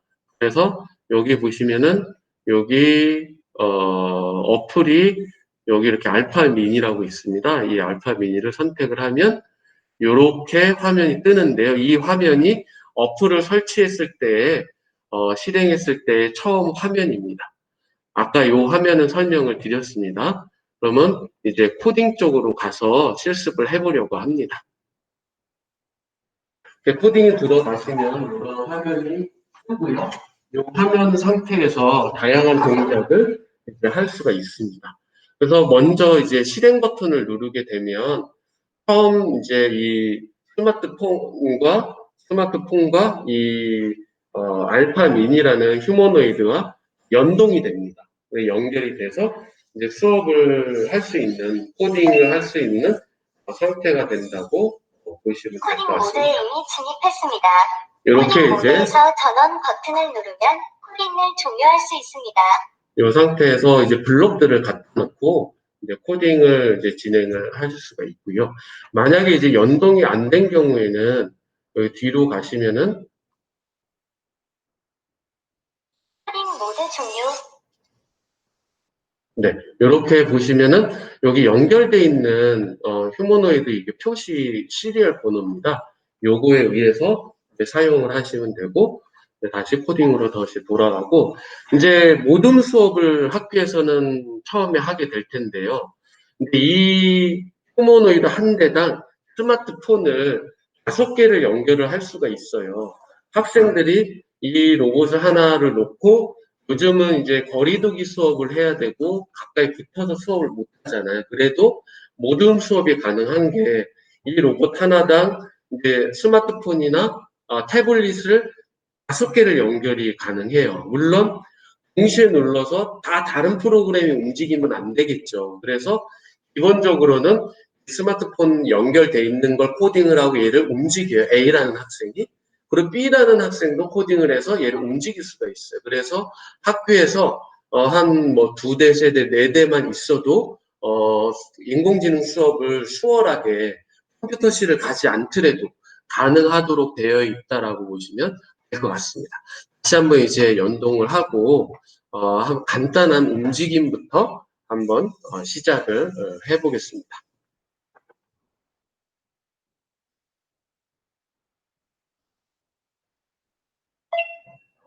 네, 이렇게 이제 연동이 된 다음에는 여기 이렇게 보시면 액션에 보시면 요런 코딩을 종료할 수 있습니다. 네, 이러한 다양한 블록들이 있어요. 예를 들어 앞으로 가고 싶다라고 하면 얘를 이렇게 갖다 놓고 간단하게 이렇게 갖다 놓은 상태에서 플레이를 누르면 이제 연동이 돼서 움직이게 됩니다. 이제 5걸음을 했으니까 5걸음을 가던가 아니면은 이제 정지를 하면 중간에 정지가 됩니다. 이런 식으로 이제 원하는 블록들을 내가 순차 코딩이기 때문에 이렇게 넣어서 코딩을 진행을 할 수가 있습니다. 예를 들어 앞으로 가는 게 5걸음인데 내가 2걸음 하고 싶다. 그럼 2걸음 이런 식으로 바꿀 수가 있습니다. 왼쪽으로 가는 거를 뭐 한 번이 아니라 2번 왼쪽으로 걸어가게 하고 싶다라고 하면 이런 식으로 넣을 수 있습니다. 이렇게 넣고 플레이를 하면 이 내용이 그대로 프로그램으로 움직이는 것을 확인을 할 수가 있습니다. 그래서 동작하는 거는 굉장히 학생들이 쉽게 따라 할 수 있는 부분이라고 보시면 될 것 같고요. 이거 이제 버리고 이제 IPS LCD를 한번 조정을 해보겠습니다. IPS LCD라는 거는 여기 보시면 눈 있잖아요. 이 눈을 코딩하는 겁니다. 이 눈을 통해서 이 로봇이 가지고 있는 어떤 상태, 감정을 표현하는 거라고 보시면 될 것 같아요. 그래서 좀 앞으로 가까이 이렇게 놓고 코딩을 한번 해보겠습니다. 표정에 보시면은 이렇게 갖다 놓고 놓게 되면은 다양한 표정들을 선택을 해줄 수가 있습니다. 여기에 보시면 저는 뭔가 꿈나라에서 조는 듯한 내용을 이렇게 한번 해볼 거고요. 그 다음에 다시 이제 표정에 가서 여기 표정을 하나 더 넣을 거예요. 이제 꿈나라에서 잠이 깰 때 눈곱을 닦는 그러한 모습을 하는 것을 한번 넣어보려고 합니다. 여기에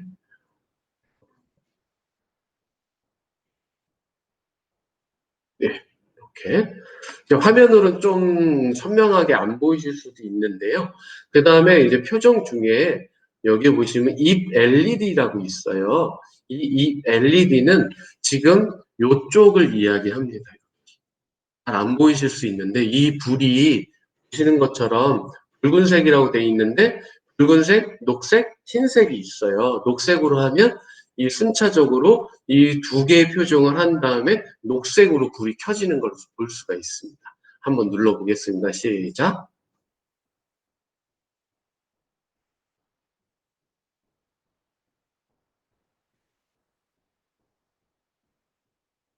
보면은 눈이 나오고 그 다음에 LED가 맨 끝에, 네, 초록불이 나왔죠. 이런 식으로 이제 플레이를 해서, 요거를 이제 간단하게 이렇게 보여준 거고요. 실제 프로그램 할 때는 복잡한 프로그램도 중간중간에 이런 기능을 넣어서 코딩을 한다고 보시면 될 것 같습니다. 그다음에 이제 음성 기능을 좀 보려고 하는데요. 약간 좀 스피드 있게 진행을 해보려고 합니다. 이 블록들은 그냥 한 번만 보셔도 그렇게 어렵지 않게 이해를 하실 것 같아요. 그래서 음성 재생 기능 중에는 지금 계속 이 휴머노이드가 말을 하는 것처럼 다양한 표현들을 부자연스럽지 않게 굉장히 자연스럽게 코딩을 하고 있는 것을 볼 수가 있습니다. 여기 보시면 말하는 거는 두 가지 기능이 있는데 재생 끝난 후 다음이라는 이 표현이 있어요. 이거는 말을 다 하고 그 다음에 다음 블록으로 넘어가는 명령어입니다.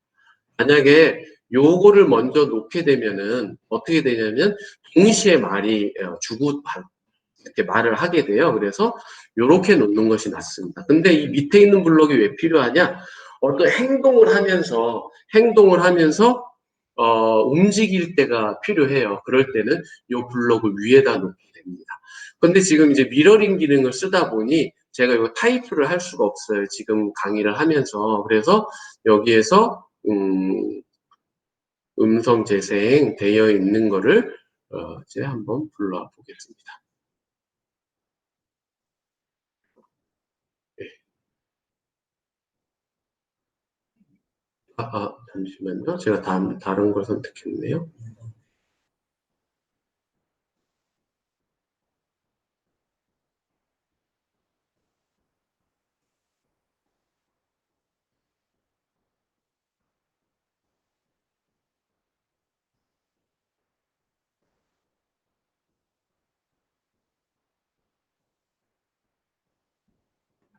지금 미러링 기능이 약간 조금 잘 안 되고 있는 것 같은데요.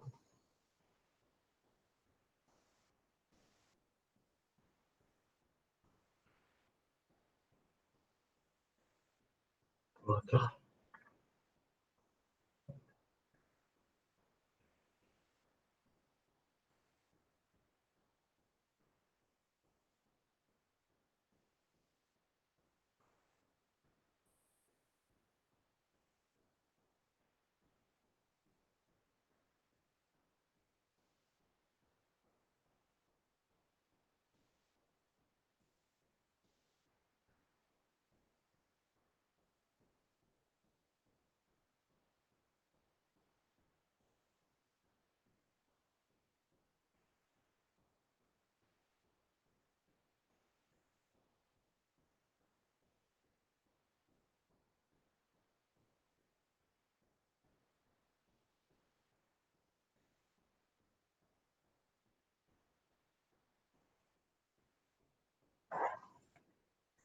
한번 플레이를 해보겠습니다. 여기는 세종입니다. 저는 알파미니입니다. 네, 이렇게 진행되는 것을 볼 수가 있습니다.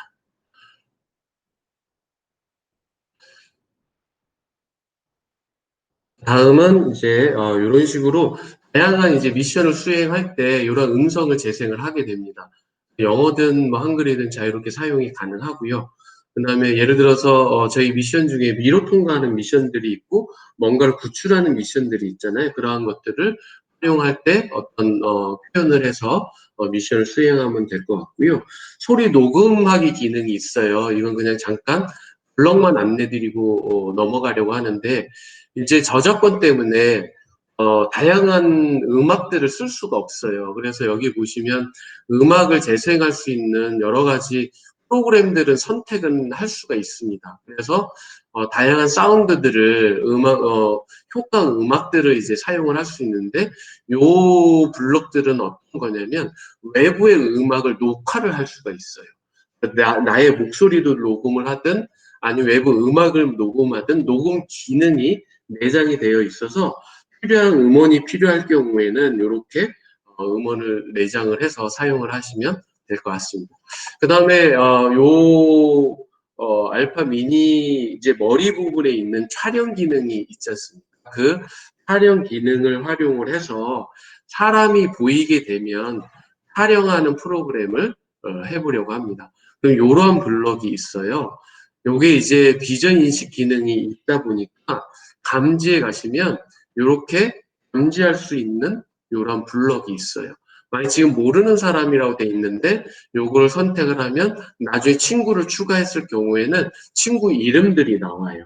그 친구 이름들이 나왔을 때 어떤 동작을 한다던가 인사하는 멘트를 넣을 수가 있고요. 여기 상태에서 사람이 감지가 되면 여기에서 이렇게 촬영하는 기능이 있습니다. 그래서 처음에 요렇게 블럭을 대놓고 이제 사람을 인식을 해야 되기 때문에 사람이 있는 쪽으로 이렇게 버튼을 누르게 되면 사진을 촬영합니다. 한번 해보겠습니다. 시작. 그러면 처음에 이제 연동을 하게 됩니다.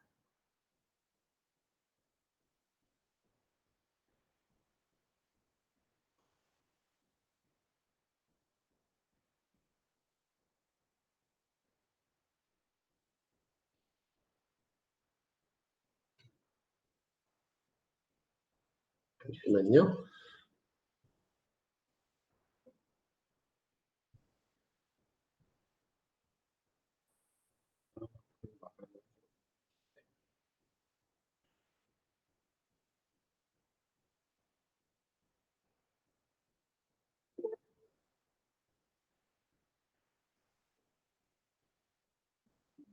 네, 다시 해보겠습니다. 찍을게요. 하나, 둘, 셋. 요게 이제 찍었어요. 약간 거리에 따라서 조금 차이 나는데요. 그리고 마스크 썼을 때도 약간 차이가 솔직히 있고, 어떻든 약간 거리와 상황에 따라서 이제 인식하는 거가 조금씩 차이가 있다고 보시면 될 것 같습니다.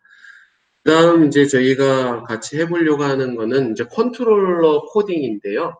아까 어플을 설명을 드리면서 설명을 간단히 이제 드렸던 내용인데, 이 어플 기능 중에서 보시면은, 여기에, 이런 식으로 조정할 수 있는 기능들이 있습니다.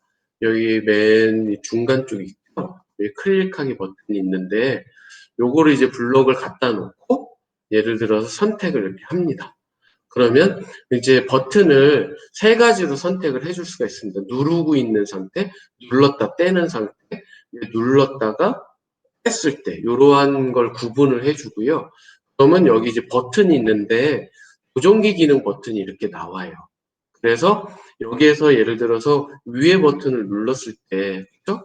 위에 버튼을 눌렀을 때 내가 이 휴머노이드 로봇을 앞으로 가게 하겠다라고 하면 요거를 갖다가 이렇게 놓습니다. 그리고 여기 걸음은 한 걸음을 하면 한 걸음이 가는 거고요. 이렇게 놓고 이제 플레이를 하면 앞에 버튼을 눌렀을 때 한 걸음씩 가도록 프로그램이 되는데 한 걸음은 이제 가다가 멈출 수 있으니까 두 걸음 정도로 하고 이 플레이를 버튼 한번 눌러볼게요. 플레이 버튼을 누르고 여기에 이제 이런 버튼이 있어요. 이런 버튼을 위에 버튼을 누르게 되면 이제 연동이 돼서 지금 보시는 것처럼 앞으로 걷게 됩니다. 이러한 버튼들을 다 만들어 놓으면 예를 들어서 지금 위에 버튼만 남는데 여기서 이제 선택을 해서 아래 버튼 이런 식으로 블럭들을 다 갖다 놓는 겁니다. 이런 식으로요. 뭐 다 해볼 필요 없이 딱 보셔도 쉽게 코딩이 가능하다라는 것을 아실 겁니다. 그리고 이 상태에서 꼭 걸음만 놓는 것이 아니라 뭐 댄스라던가 어떤 동작들을 이렇게 추가를 해놓고 플레이를 눌러서 실행을 할 수가 있습니다. 요거는 이렇게 이제 간단히 이제 설명을 드리고요. 그 다음에 이제 기울기 센서 기능이 있는데 스마트폰이나 태블릿 PC를 보면 사용하다 왼쪽이나 오른쪽이나 뒤집거나 그러면 그러한 뒤집은 상황들이 화면에 이제 적용이 되잖아요. 마찬가지로 요 블럭에 보시면 폰 태블릿 경사라는 이 명령어가 있습니다. 블럭이 요걸 이렇게 선택을 하시고 이렇게 갖다 놔요. 그러면 예를 들어서 왼쪽으로 기울였을 때 왼쪽으로 움직이는 프로그램을 넣고 싶다라고 하면 이렇게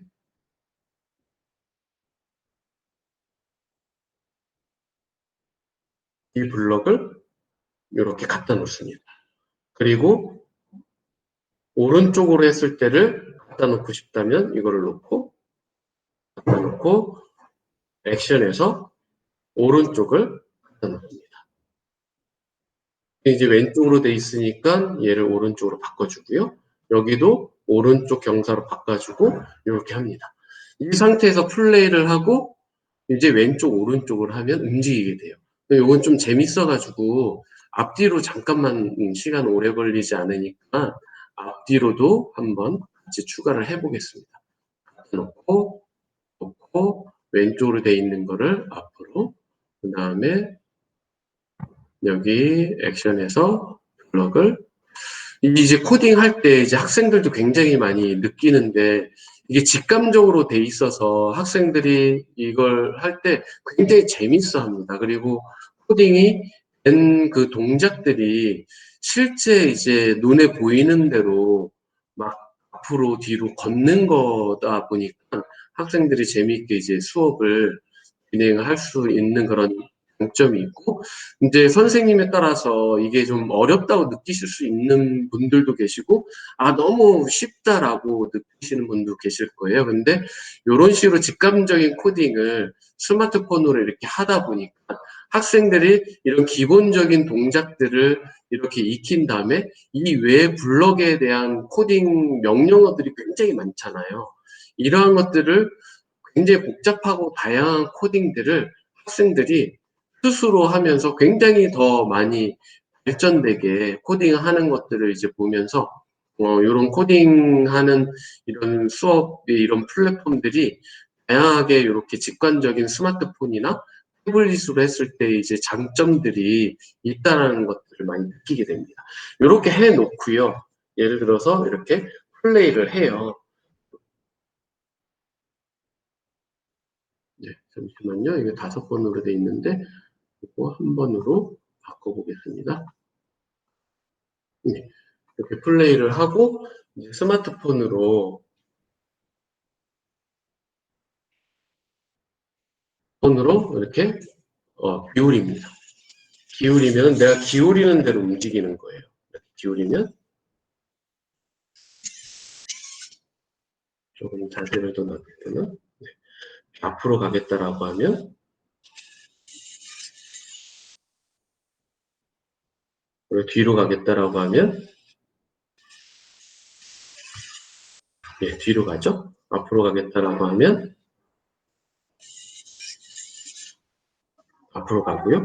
이런 식으로 자기가 만든 이런 코딩들이 실제 내가 가지고 있는 이런 휴머노이드에서 이제 제어가 된다는 걸 통해서 학생들이 다양한 활동들을 응용해서 할 수 있다고 보시면 될 것 같습니다.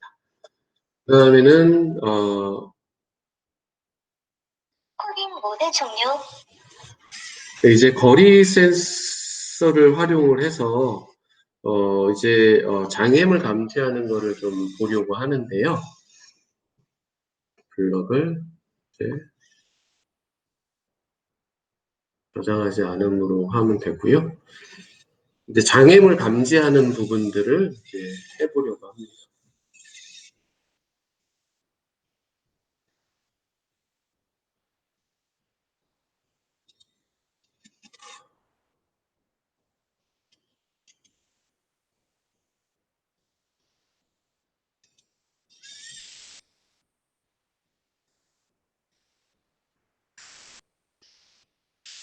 자, 이제 여기 제어 쪽에 가시면 실행이 이렇게 있습니다. 여기에서 이제 한 번만 실행하는 방법이 있고요. 이제 여러 번 하는 실행이 있는데 이렇게 실행 반복을 넣게 되면 계속 반복해서 실행이 되는 거고요. 한 번만 실행하고 싶다라고 하면 이렇게 제어에 가시면 만일 뭐뭐라는 이러한 프로그램이 있습니다. 이러한 블록, 이런 이제 두 개의 조건이 사용이 가능한 거죠. 네, 하나의 조건을 사용하신다고 하면 여기에서 이 조건을 넣으면 됩니다.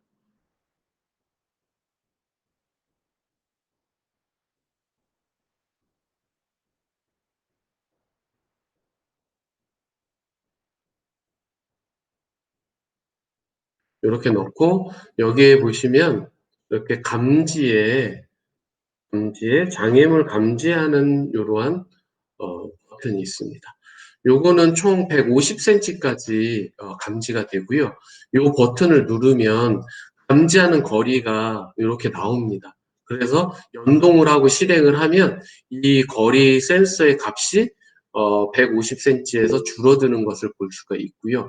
여기에서는 이제 가까이 갔을 때 설명하는 그러한 코딩을 넣어 볼 수가 있습니다. 그래서 지금 입력되어 있는 걸 하나 불러와서 한번 보겠습니다.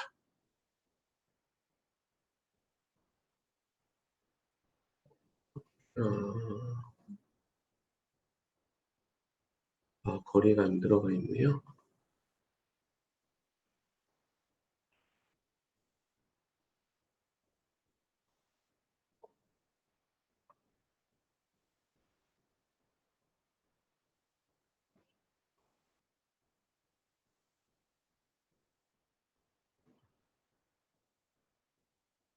소리에서 이렇게 표현을 해보겠습니다. 그 장애물이 나타나면 그 장애물이 이제 그 사람을 인식했다는 걸 알고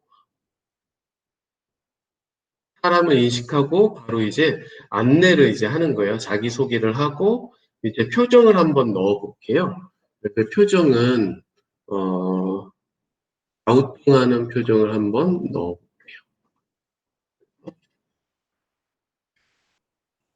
여기서 다양한 이러한 모형들이 있는데 여기 갸우뚱이라고 있죠? 갸우뚱이라고 이렇게 표현되어 있는 걸 한번 선택을 해서 넣어 보겠습니다.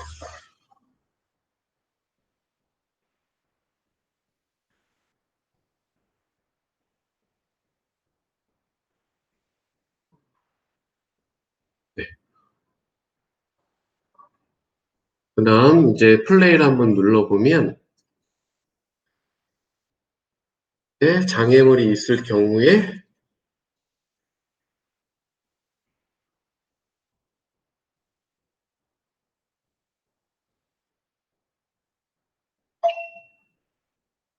연동을 코딩 모드에 이미 진입했습니다. 코딩 모드에서 전원 버튼을 누르면 코딩 저는 알파미니입니다. 이런 식으로 플레이가 됩니다. 그래서 이제 가슴 쪽에 거리 센서가 있는 거고요. 이 거리 센서를 활용해서 코딩을 진행한다고 보시면 될 것 같습니다. 이렇게 하면 이제 기본적인 이제 블록 설명은 안내는 이제 된 것 같고요. 그 상태에서 이제 PC로 전환을 해서 PC를 보면서 코딩하는 거를 좀 더 안내를 드리도록 하겠습니다. 화면 전환을 하겠습니다. 코딩 모드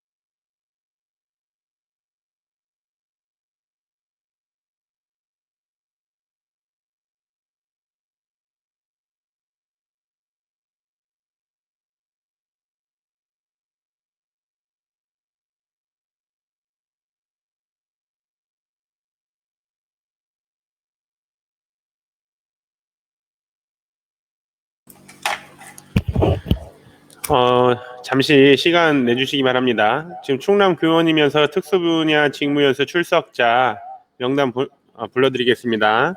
강은주 소혜님, 고은수, 김민정, 맹규찬, 박순영, 성재현, 이현탁, 정준행, 조민아, 조은영, 최미선, 홍성기 선생님 이렇게 지금 출석 체크해드렸고요. 미출석자이신 분이 오지은, 우희경, 윤석훈, 이윤경 선생님입니다. 혹시 여기 듣고 계신데 제가 체크 못했으면 채팅으로 글 남겨주세요.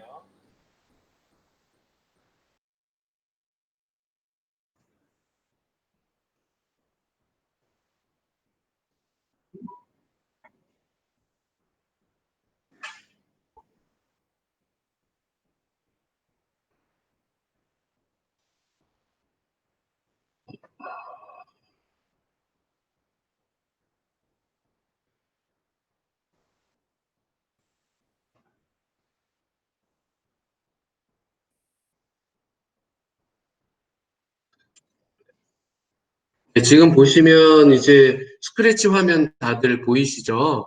이제 U코드라고 되어 있습니다. 프로그램 설치하는 방법은 이제 다운로드 받으면 이제 이렇게 설치가 가능하고요.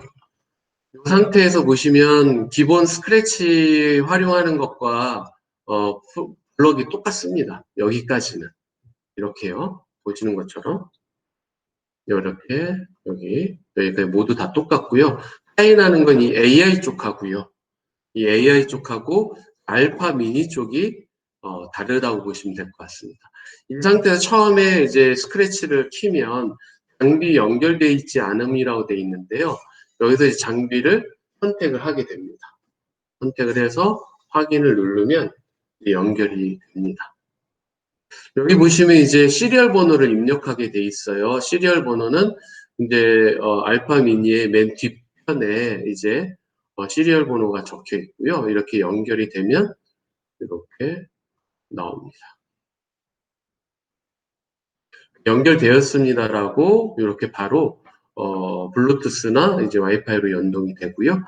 코딩하는 방법은 기존에 있었던 코딩 방법이랑 동일하게 이제 사용을 하실 수가 있습니다. 한번 코딩 예제를 불러와서 보겠습니다.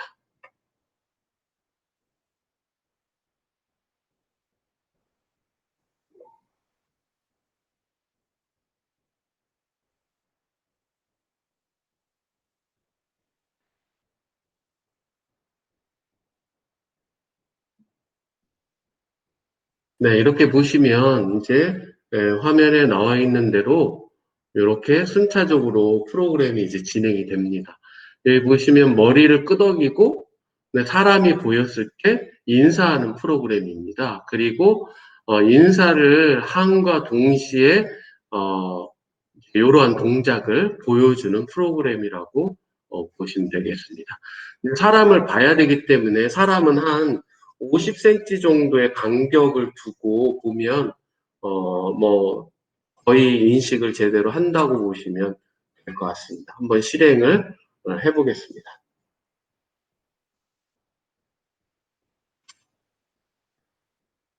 이제 끄덕거리는 게 보여셨는지 모르겠는데 네. 안녕하세요. 저는 알파미니입니다.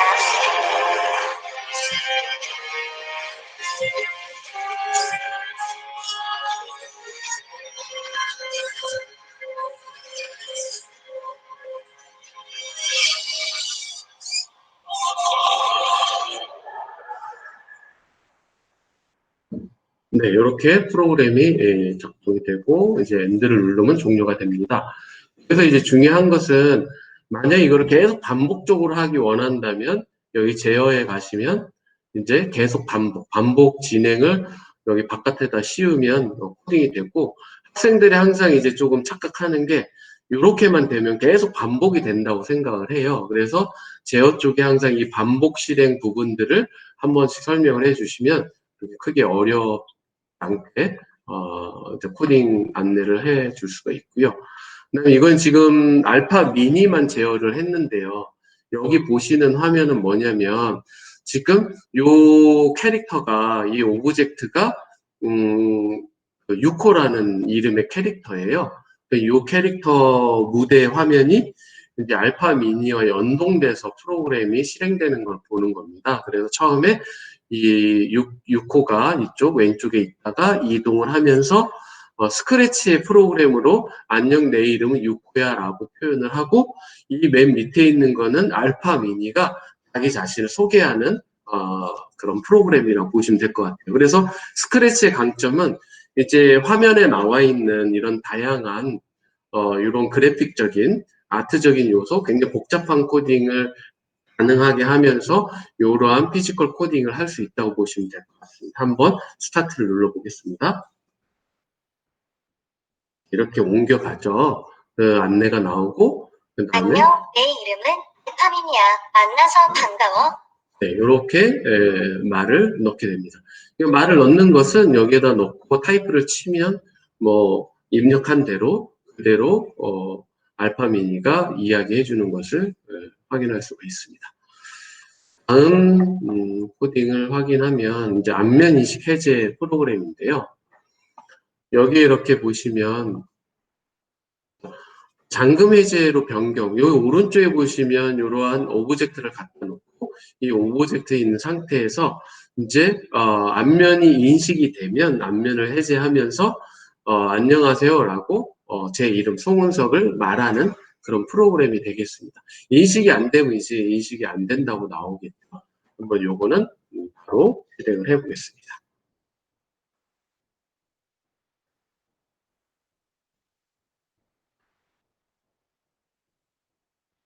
안녕하세요. 송은성님, 방금을 해제했습니다. 이렇게 이제 프로그램을 이제 진행을 할 수가 있고요. 그다음에 좀 재밌는 거 하나 이제 같이 보려고 하는데요. 이제 생일 축하 관련된 거예요. 여기 보시면 이렇게 이제 알파 미니에는 설명드렸듯이 이 머리 쪽에 터치 센서가 들어가 있어요. 그래서 터치 센서를 하게 되면 이 스크래치 프로그램과 연동이 돼서 프로그램이 진행됩니다. 지금 이제 눌렀더니 소리를 내는 건데 다시 한번 제가 해볼게요. 머리를 터치하면 화면이 어떻게 이제 변경되는지 한번 보시면 되는데 요거는 지금 화면 설정을 좀 다르게 해놔서 이제 요 카운트 하는 걸 좀 중심 있게 보시면 카운트가 되고 카운트 된 후에 이제 이걸 비교를 해서 이제 리셋 되면서 이제 생일 축하 모션을 이제 하는 것을 생일 축하해요. 볼 수가 축하해요. 있습니다. 생일을 축하합니다. 정지를 하면 이제 정지가 되고요. 그다음 이제 조금 하나 더 블록 추가된 거를 하나 설명을 해보려고 하는데요. AI에 가시면 저희가 아까 말씀드린 이제 이미지 모델링 교환 타시가 있다고 말씀드렸잖아요. 요거는 이제 일반 스크래치에서 사용을 하실 수 있을 텐데 여기 이제 블럭이 있으니까 한번 시연을 해서 설명을 한번 드려보겠습니다. 인공지능이라고 할 때 데이터 축적이 필요합니다. 여기 가시면은 모델 훈련이라고 있거든요. 이 모델 훈련을 누르고 이 모델 훈련에서 이미지 샘플 추가라는 게 있어요. 여기 이미지 샘플 추가를 직접 카메라로 촬영을 할 수가 있고요. 아니면은 이런 식으로 이렇게 파일을 업로드를 할 수가 있습니다. 예를 들어 이렇게 촬영을 누르면 보시는 것처럼 웹캠으로 지금 웹캠이 동시에 사용되니까 안 켜지거든요. 원래는 웹캠이 여기에 나옵니다. 나와서 내 화면이 이제 촬영이 돼요. 촬영이 된 다음에 이 상태에서 훈련을 시작을 하면 내가 촬영한 그 화면들이 나오게 됩니다. 잠깐 제가 화면을 한번 끄고 이 프로그램이 작동이 되는지 한번 테스트를 해보겠습니다.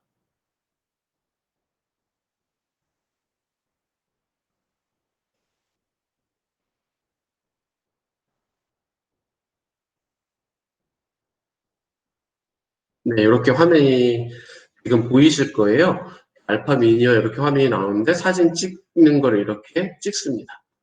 이렇게 여러 모양으로 이렇게 찍을 수가 있죠. 돌릴 수도 있고 이렇게 찍고 클래스 2라고 해서 이렇게 찍을 수도 있지만 좀 다른 걸로도 내가 찍을 수가 있겠죠. 뭐 예를 들어서 멀리 찍을 수도 있고 가까이 찍을 수도 있고 왼쪽으로 찍을 수도 있고 이렇게 찍은 게 이제 쉽게 얘기해서 인공지능한테는 빅데이터가 되는 거예요.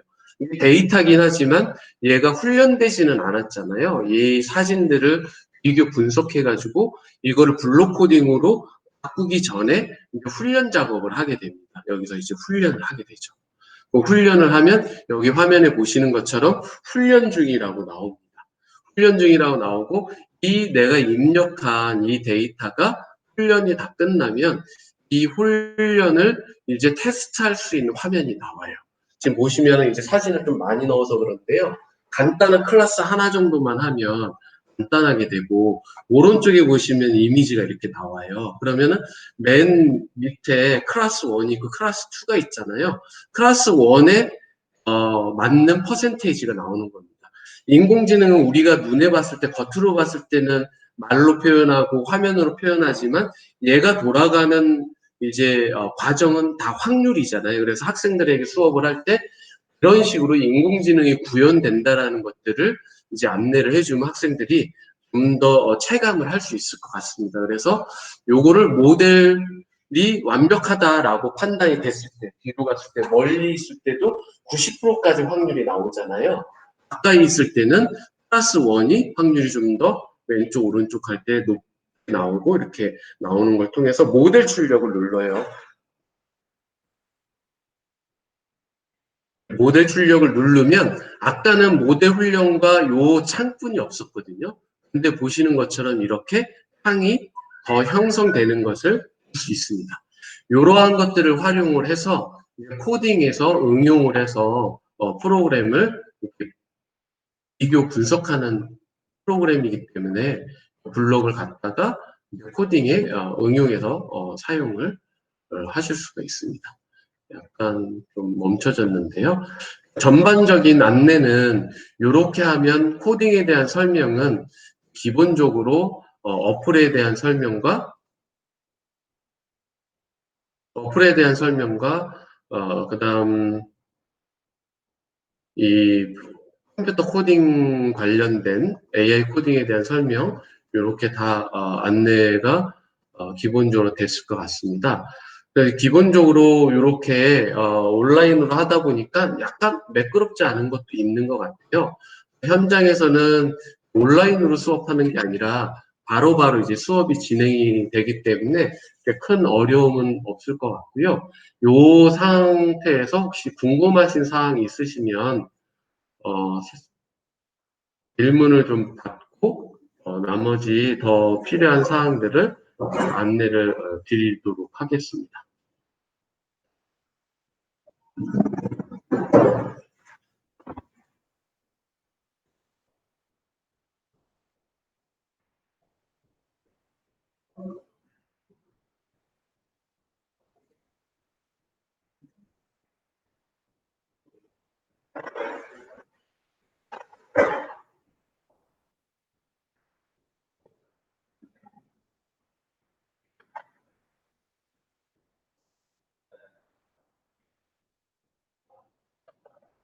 혹시 문의사항 있으시면 채팅으로 물어보셔도 좋고요. 기술적인 것은 학교에서 적용하는 데 있어서 필요한 내용 질문들이 있으시면 물어보시면 되고 저희가 올해 초에는 이러한 인공지능 휴머노이드가 아니라 이제 레고 블럭 같은 형태로 이제 연수도 진행했었습니다. 그리고 IBM 왓슨이라는 플랫폼을 활용을 해서 머신러닝 포 키즈 코딩 인공지능도 저희가 했던 자료들이 있어요. 그래서 그런 부분들이 필요하시면 이제 ICT 연구회 카페에 들어가시면 자료들이 있습니다. 그래서 꼭 인공지능이라고 할 때 이러한 도구를 활용하는 게 있고 그다음에 이제 단순히 블록 코딩 정도가 있습니다. 지금 이 플랫폼은 앞으로 이제 인공지능이라는 것이 단순히 이제 컴퓨터 안에 들어가 있는 것이 아니라 이런 식으로 굉장히 다양하게 움직이면서 코딩할 수 있는 부분이라고 볼 수 있을 것 같습니다. 아, 요게 이제 학생들이 직접 만지면서 하면 진짜 좋죠. 이제, 예, 요거 질문 하나 해주셨는데요. 저희가 이렇게 학교에서 문의가 오셔서 인공지능 수업을 학교에서 어떻게 해야 되는지, 말씀해 주신 것들이 많아요. 그래서, 어,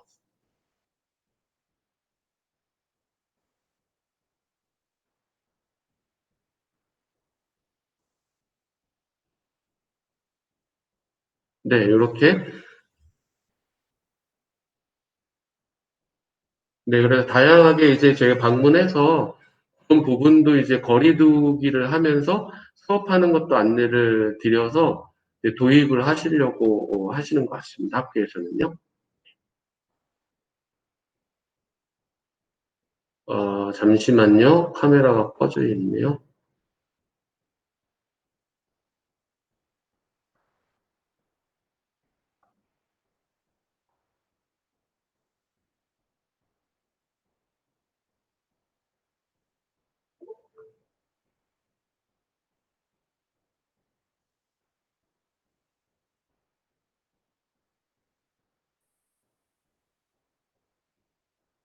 제 시스템이 이상한지 아까 스크래치 연동해서 하면서 화면이 꺼져 있는 것 같아요.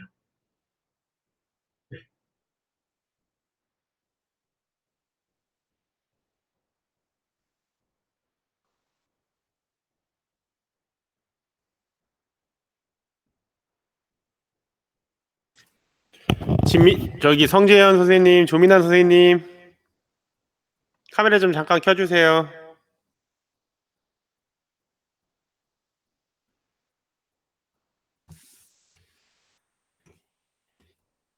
네, 켜놓고 어디 가셨나 봅니다. 이렇게 한번 하겠습니다.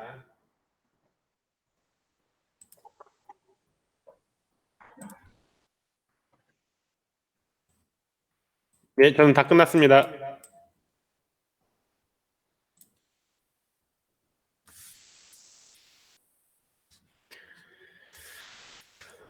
긴 시간 연수 들으시느라 너무 고생 많으셨고요. 혹시 궁금하신 사항이 있으면 저희 연구의 카페나 아니면 저한테 내부 메일을 보내주시면 제가 로봇교육연합회와 연결을 해서 최대한 선생님들 궁금하신 사항 해결할 수 있도록 노력해드리겠습니다. 긴 시간 연수 들으느라 너무 고생 많으셨고 고생하신 강사님께 박수 한번 쳐드리면서 끝내도록 하겠습니다. 고생하셨습니다. 감사합니다. 예, 이제 나가시면 되겠습니다.